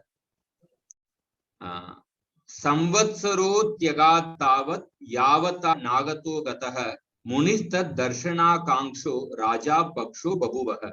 During the time that Durvasa Muni had left and had not returned, for 1 complete year, Ambarish Maharaj, desiring to see him again, had fasted, maintaining himself simply by drinking water. So Ambarish Maharaj had fasted for 2 years actually. He was the second year, maybe he just drank, he was maintaining himself by water, but practically fasted for 2 years. Gate tat durvasasi sombarisho Vijopayogati pavitramagarat Rishir vimoksham yasanam cha vikshya Mene swaviryam cha paranubhavam. After 1 year, when Durvasa Muni had returned, King Ambarish sumptuously fed him all varieties of pure food, and then he himself also ate. When the king saw that the Brahmana Durvasa had been released from the great danger of being burned, he could understand that by the grace of the Lord, he himself was also powerful. But he did not take any credit, for everything had been done by the Lord. So Ambarish Maharaj did not take credit for his powers and he gave all credits to the Lord. And Ambarish Maharaj took food purified by being the remnants of a Brahmana. He considered his qualities such as forbearance and his powers to be only the power of the Lord. So this verse shows the exalted consciousness of Ambarish Maharaj. He did not take any credit. And we can see Prabhupada says that Ambarish Maharaj was the emperor of the entire world and had many duties to perform. And the course of those duties, there were many disturbances created by persons like Durvasa Muni, but the king tolerated everything, patiently depending fully on the mercy of the Lord. Thus, although Maharaj Ambarish was faced with many disturbances, the Lord, being merciful to him, managed things so nicely that in the end, Durvasa Muni and Ambarish Maharaj became great friends and parted cordially on the basis of Bhakti Yoga. So this also proves that the devotee is the topmost yogi, yoginam api sarvesham madgatena taratmana. Evam vidaneka gunassa raja paratmani brahmani vasudeve kriya kalapai samuvaha bhaktim yaya virincham nirayam chakara. In this way, because of devotional service, Maharaj Ambarish, who was endowed with varieties of transcendental qualities, was completely aware of Brahman, Paramatma, and the Supreme Personality of Godhead, and thus he executed devotional service perfectly. Because of his devotion, he thought even the topmost planet of this material world no better than the hellish planet.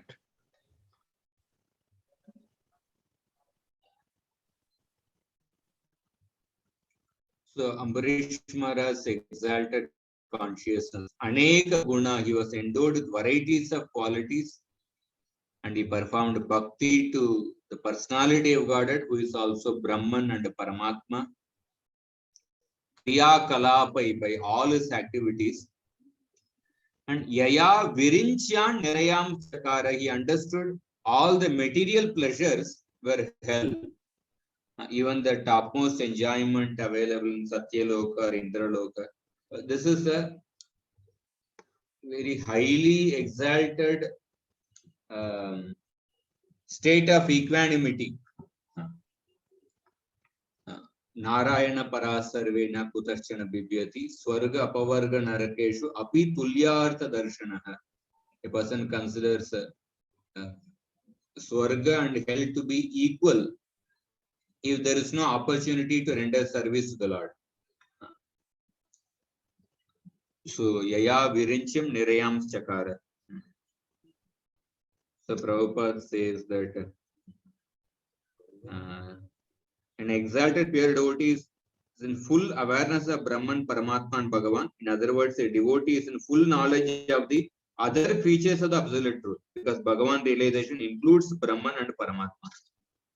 And as far as Jnana is concerned, if one is a perfect devotee of Vasudeva, he is the greatest Mahatma. Vasudeva Sarvamiti Samahatma Sudurlabha. And Ambarish Maharaj, being a devotee of the Lord, he knew how things are going on everywhere. Yasmin Vijnate Sarvam Evam Vijnatam Bhavati. And also this verse is quoted, Narayana Parasarvi. And also in relation to the word Yaya Virincham Nirayam Sakara, he also quotes Prabodhanam Saraswati's verse, Kaivalyam Narakayate.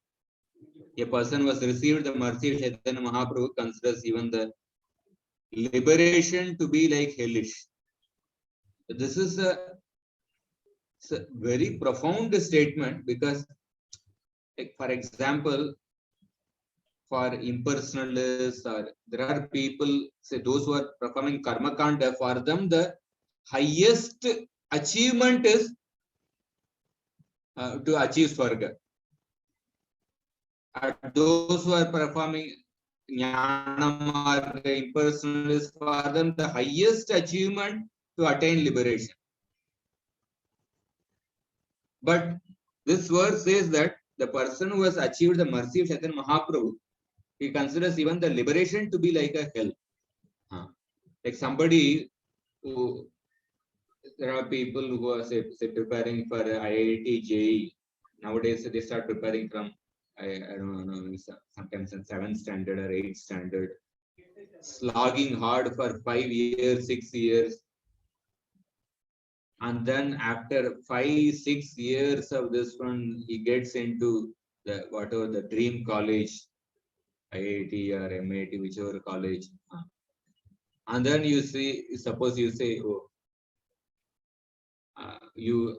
such a person hears about how this material education, all this modern education is a slaughterhouse education, or Prabhupada says that technology is meant for the Shudras, or the fourth is meant for the 4th class people. And suppose if a person understands the gravity of what such statements, you will feel like such insulted. I slogged hard for 6 years and you are making such a statement about what I have got. And that is what actually Gopal Chakravarti felt when Haridas Thakur said that simply by Nama Bas, the liberation is an insignificant byproduct of Nama Bas. And Gopal Chakravarti felt so insulted. How can you say that actually? So this statement of Prabodhanand Saraswati is a very, especially those people who are practicing, who are aspiring for the position of, say, the heavenly position, or Indra's position, or liberation, or mystic siddhis, when they hear such a statement, and they will feel that like such a great insult actually. So this is all possible when one becomes a devotee of the Lord through the medium of Chaitanya Mahaprabhu's instructions. Atambarishasthanayeshu rajyam samanashileshu visrajya dhiraha vanam viveshatmani vasudeve mano dadadvasta guna pravaha. Srila Sukadeva Goswami continued. Thereafter, because of this advanced position in devotional life, Maharaj Ambarish, who no longer desired to live with material things, retired from active family life. He divided his property among his sons, who were equally as qualified, and he himself took the order of Vanaprastha and went to the forest to concentrate his mind fully upon Lord Vasudeva. So the learned Maharaj Ambarish, having destroyed the agitation of the gunas, divided his kingdom among his sons and entered the forest to concentrate his mind fully upon the Lord. Ityetat. So here there's a interesting this one which Vishnu Chapati also mentions. Like Ambarish Maharaj was completely engaged in bhakti. He performed all the activities of bhakti. There's practically not a single moment where he wasted or something. Even he the same thing, he responsibly performed his duties. He was so expert that he properly even performed some of the duties upon to his representatives. So in one sense, when we talk about the principle of retirement, what is the purpose of retirement? Retirement is to increase your engagement in bhakti. But Ambarish Maharaj was already thoroughly engaged. What is the need for his retirement? But still he felt the need for the retirement. So Prabhupada says that just like a wealthy person, he may be already having, say, thousands of crores and billionaire, but still we see wealthy person wanting to expand their business more. Because that's the nature of any Vaishya, they want to expand their business empire. That's a natural desire. It is not that by increasing from 1,000 crore to 2,000 crore, he'll be able to eat 8 chapatis instead of 4 chapatis. No, still the meal, quantity of meal will be same or it will reduce as the years progress. But the natural desire, as we mentioned that day, the natural desire of a businessman is that he wants to increase his business more and more. He wants to earn more and more money. So when you are preaching to a businessman, you cannot tell him to suppress his business. That's a natural propensity. You have to tell him to how to dovetail that propensity. So he has to balance that propensity to earn more and more money by also increasing his quantity of charity, and by also balance following the principles of dharma in earning money, and by respecting the Brahminical culture.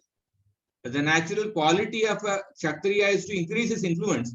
One cannot suppress that, but he has to balance that by being subordinate to the Brahmanas. He wants to increase his area of control, but he should never forget the principle that, okay, I will want to increase my control more and more, but I shouldn't control the Brahmanas. That is the danger zone for the Kshatriya. So he also has certain principles. Yeah, and a natural quality of a, say, Brahmana, he wants to increase his knowledge more and more, but that has to be balanced with practical service so that the knowledge does not make the person proud. So in the similarly, a devotee, although he may be completely engaged in bhakti, just like a businessman wants to increase his wealth more and more, similarly a devotee, even though he is completely engaged, he wants to increase his bhakti more. So that is the nature of a devotee actually. Even a householder can concentrate his mind perfectly on the Lord, as well as said in bhakti, but devotees have the nature of wanting to increase his greed. They have the greed for bhakti. They want to increase more and more. Therefore, Ambarish Maharaj actually retired because he felt that, oh, I have to perform more bhakti.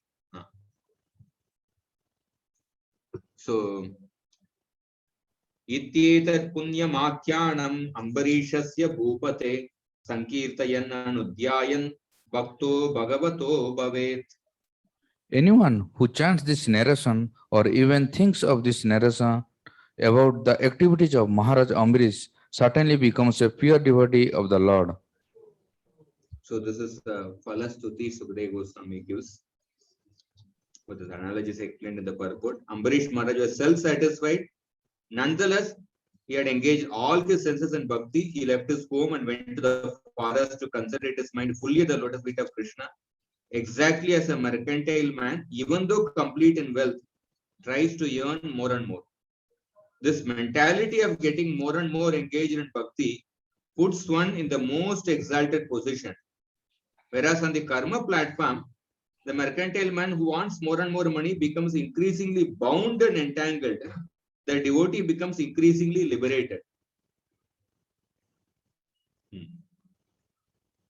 Ambarishasya charitam ye shrinvanti mahatmanah muktim prayanti te sarve bhaktya Vishnu prasadatah. By the grace of the Lord, those who hear about the activities of Maharaj Ambrish, the great devotee, certainly become liberated or become devotees without delay. So, this also under words of the Palastuti. A person becomes liberated by the mercy of Vishnu.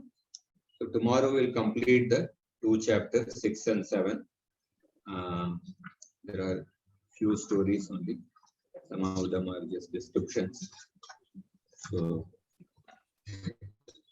if there are any few questions, I'll take up now.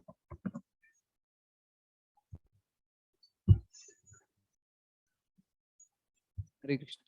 So this Falashruti we hear here on a section. So generally, what is the like here? Anyone who chants this narration or even thinks of narration about the activities of Maharaj Ambrish certainly becomes a pure devotee of the Lord. So then that asterisk mark is there somewhere that with faith or with complete devotion, or here it is not there like that. So means when it will be so. We have to take as it is the Falashruti, or there is some hidden conditions. Falastuti, yeah, these verses have to be taken as it is. When it will happen, yeah, it's a gradual thing, in the sense of it may happen this lifetime, next lifetime. So, some like we have to be one of the more important thing in bhakti. As the years progress, the most important quality is patience, more than because you may think, oh, I have been practicing since many years. This one, so better instead of actually worrying about, I have not experienced ecstasy, so therefore I'm not feeling this one. I have not experienced. Sometimes we look for experience, but we have to focus more on how we can help others, because we have to balance that with our sadhana. But many times, what happens?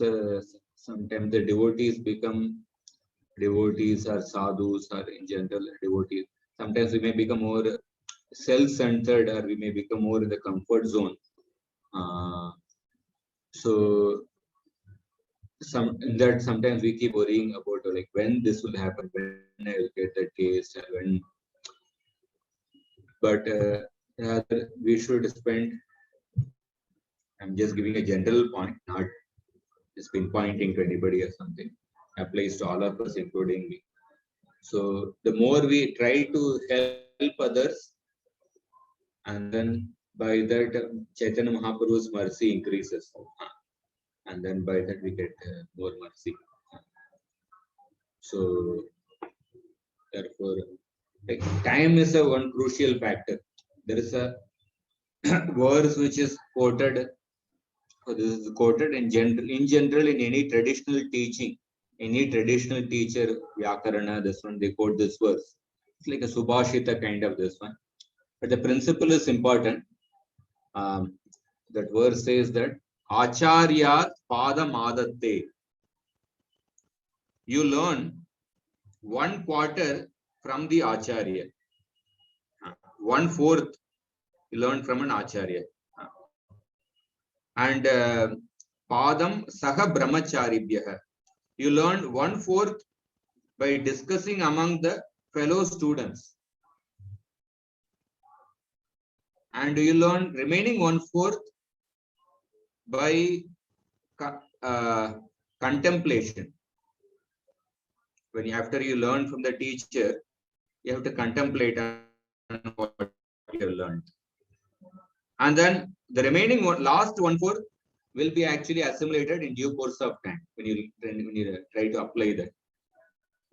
Acharya Padamadatte Padam Shishya Swamedaya Sa Brahmacharibhya Padam Padam Kala Kramenacha. So therefore, time is an important factor, even if you discuss, contemplate, but still the assimilation 1/4 will come only in due course of time when we try to apply that knowledge, when we try to take responsibility, etc. The Palastuti is, we cannot doubt the Palastuti, but the point is we have to go through our own purification of the thing.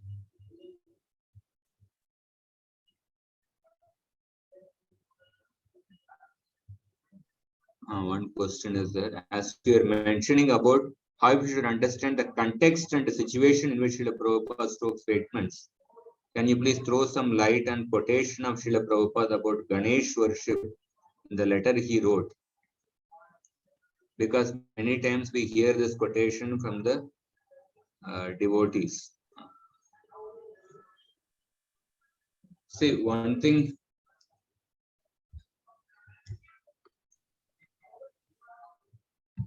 like Prabhupada was dealing with people from the Western background. Many times the people from the Western background, they don't have the capacity to digest the diversities. A person who is brought up in the, say, Indian background, naturally he has the capacity to deal with the diversity. Many times the Western background, they have the notion of black and white. So sometimes Prabhupada quoted, Prabhupada may have presented some way to them.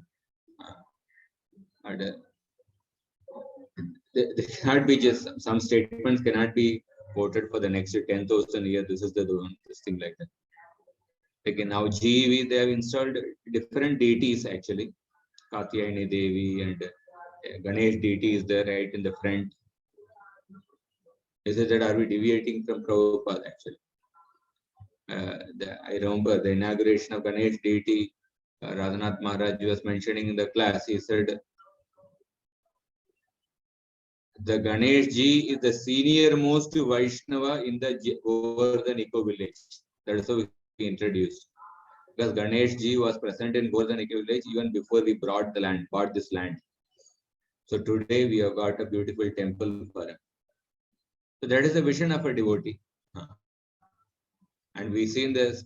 So therefore, when we want to understand the pramana, when we want to understand the dharma, we have to consult the Shastra, we have to see the conduct of the great souls, the words of the great souls, we have to understand the Shruti, Smriti, etc. So sometimes Prabhupada might have quoted the demigod worship principle is always there in the Shastra. You respect the Devatas, worship Krishna. Respecting the Devatas, can't we go to the temple of the Devata for respecting the Devata, seeing them as a devotion?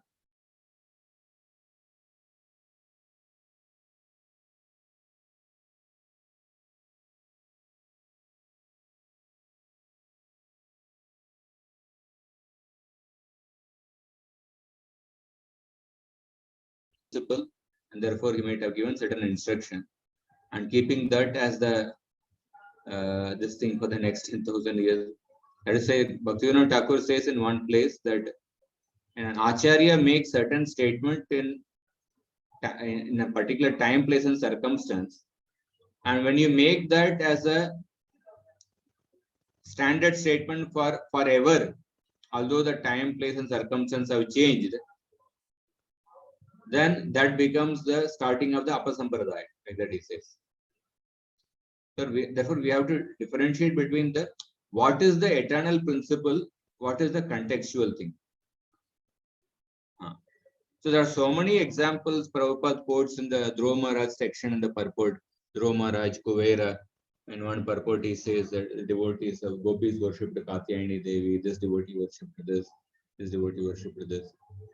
And the Yudhishthira Maharaj is called as Dharma Veera. In worshipping the Devatas, he tasted Virya Rasa with Krishna. That's what Bhakti Rasamrita Sindhu says.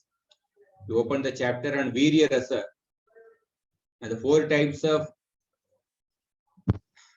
devotees who tasted Virya Rasa: Dharma Veera, Yuddha Veera, Daya Veera, and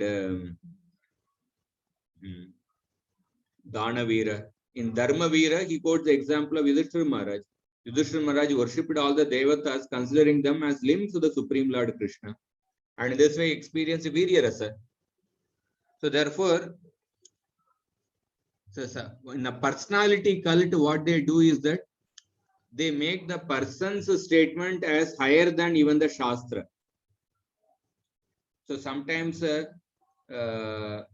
when people come from the, say, especially Western background, Christianity or Islam, where the personality is projected more than even the scripture.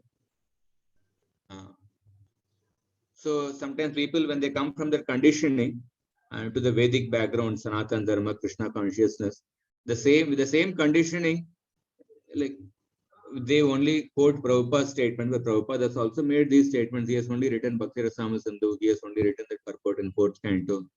These are all scriptural statements. So you have to reconcile like.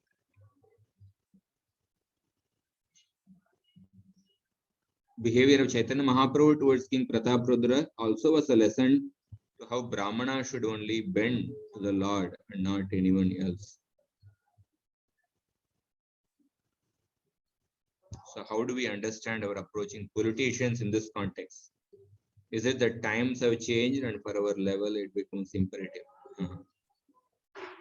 Yeah, this is a important question. The Chaitanya Mahaprabhu was very strict that he didn't give audience to Prataprudra Maharaj.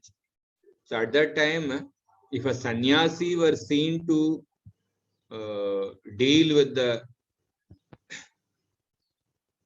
if a sannyasi was seen to meet with some politician king, that would be considered as a black mark on the character of a sannyasi. That was the society at that time. That for a sannyasi to perform his service, sannyasi's service to the society is by giving transcendental knowledge. So for that, one of the most important thing is his reputation. Only if sannyasi's reputation is good, then he can perform his service of giving the knowledge. But if a sannyasi was seen to associate with a king, it would be considered as a big black mark on him. That was the society prevalent, that was the culture prevalent at that time. But Prabhupada told Morarji Desai to approach, Prabhupada told his disciples to arrange a meeting with Morarji Desai. It's not that Morarji Desai was wanting to meet Prabhupada. And Morarji Desai was not on the level of Prataprudra Maharaj anyway. Because Prabhupada felt that it would be favorable for me to spread Krishna consciousness if I meet Morarji Desai, make appeal to him. So therefore, anytime the sannyasi, one common principle is sannyasi. One principle is that he should be aloof from the social activities.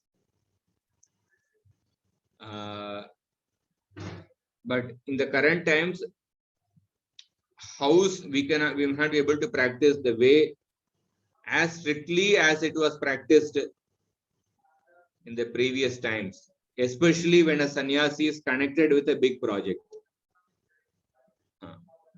Every time the sadhu, it's mentioned that the sadhus associate freely with the poor people and they purposefully avoid the rich people. That's what Narada Muni says to Nalakur and Manigiri. The greatest advantage of being poor is that the sadhus associate freely with the poor and avoid the rich. But currently, sometimes the situation maybe sadhus maybe freely associate with the rich, and the common rank and file person, they may not get any opportunity to meet sadhu. That is because many times the sadhus become associate with the big projects, and they spend more time with the rich people, etc. That may be the sadhutva is compromised. But of course, we can see there are sadhus, they they go even to the common rank and file person. Pejavar Mat Swami, Pejavar Visheshwar Tirtha Swami, if you heard about him, you would go even to the common person's house also when they invite. So it is very difficult to, in the sense, to make that balance in the current time.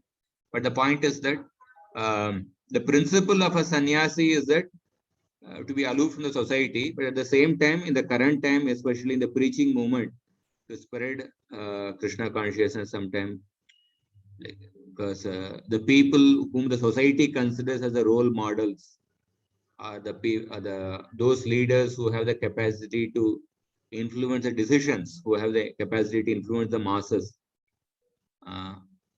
If we actually meet them and present Krishna consciousness, that will be helpful to preach in the law, to reach out to the longer section of the people. That's what the society is currently.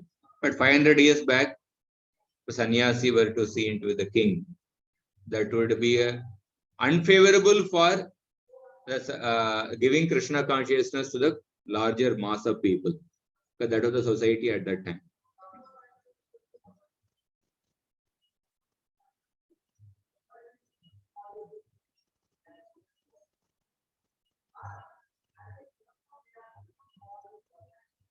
So I think we should 148. I think we should end here. Yes, Guruji. Yes, Guruji. Thank you, Hare Krishna.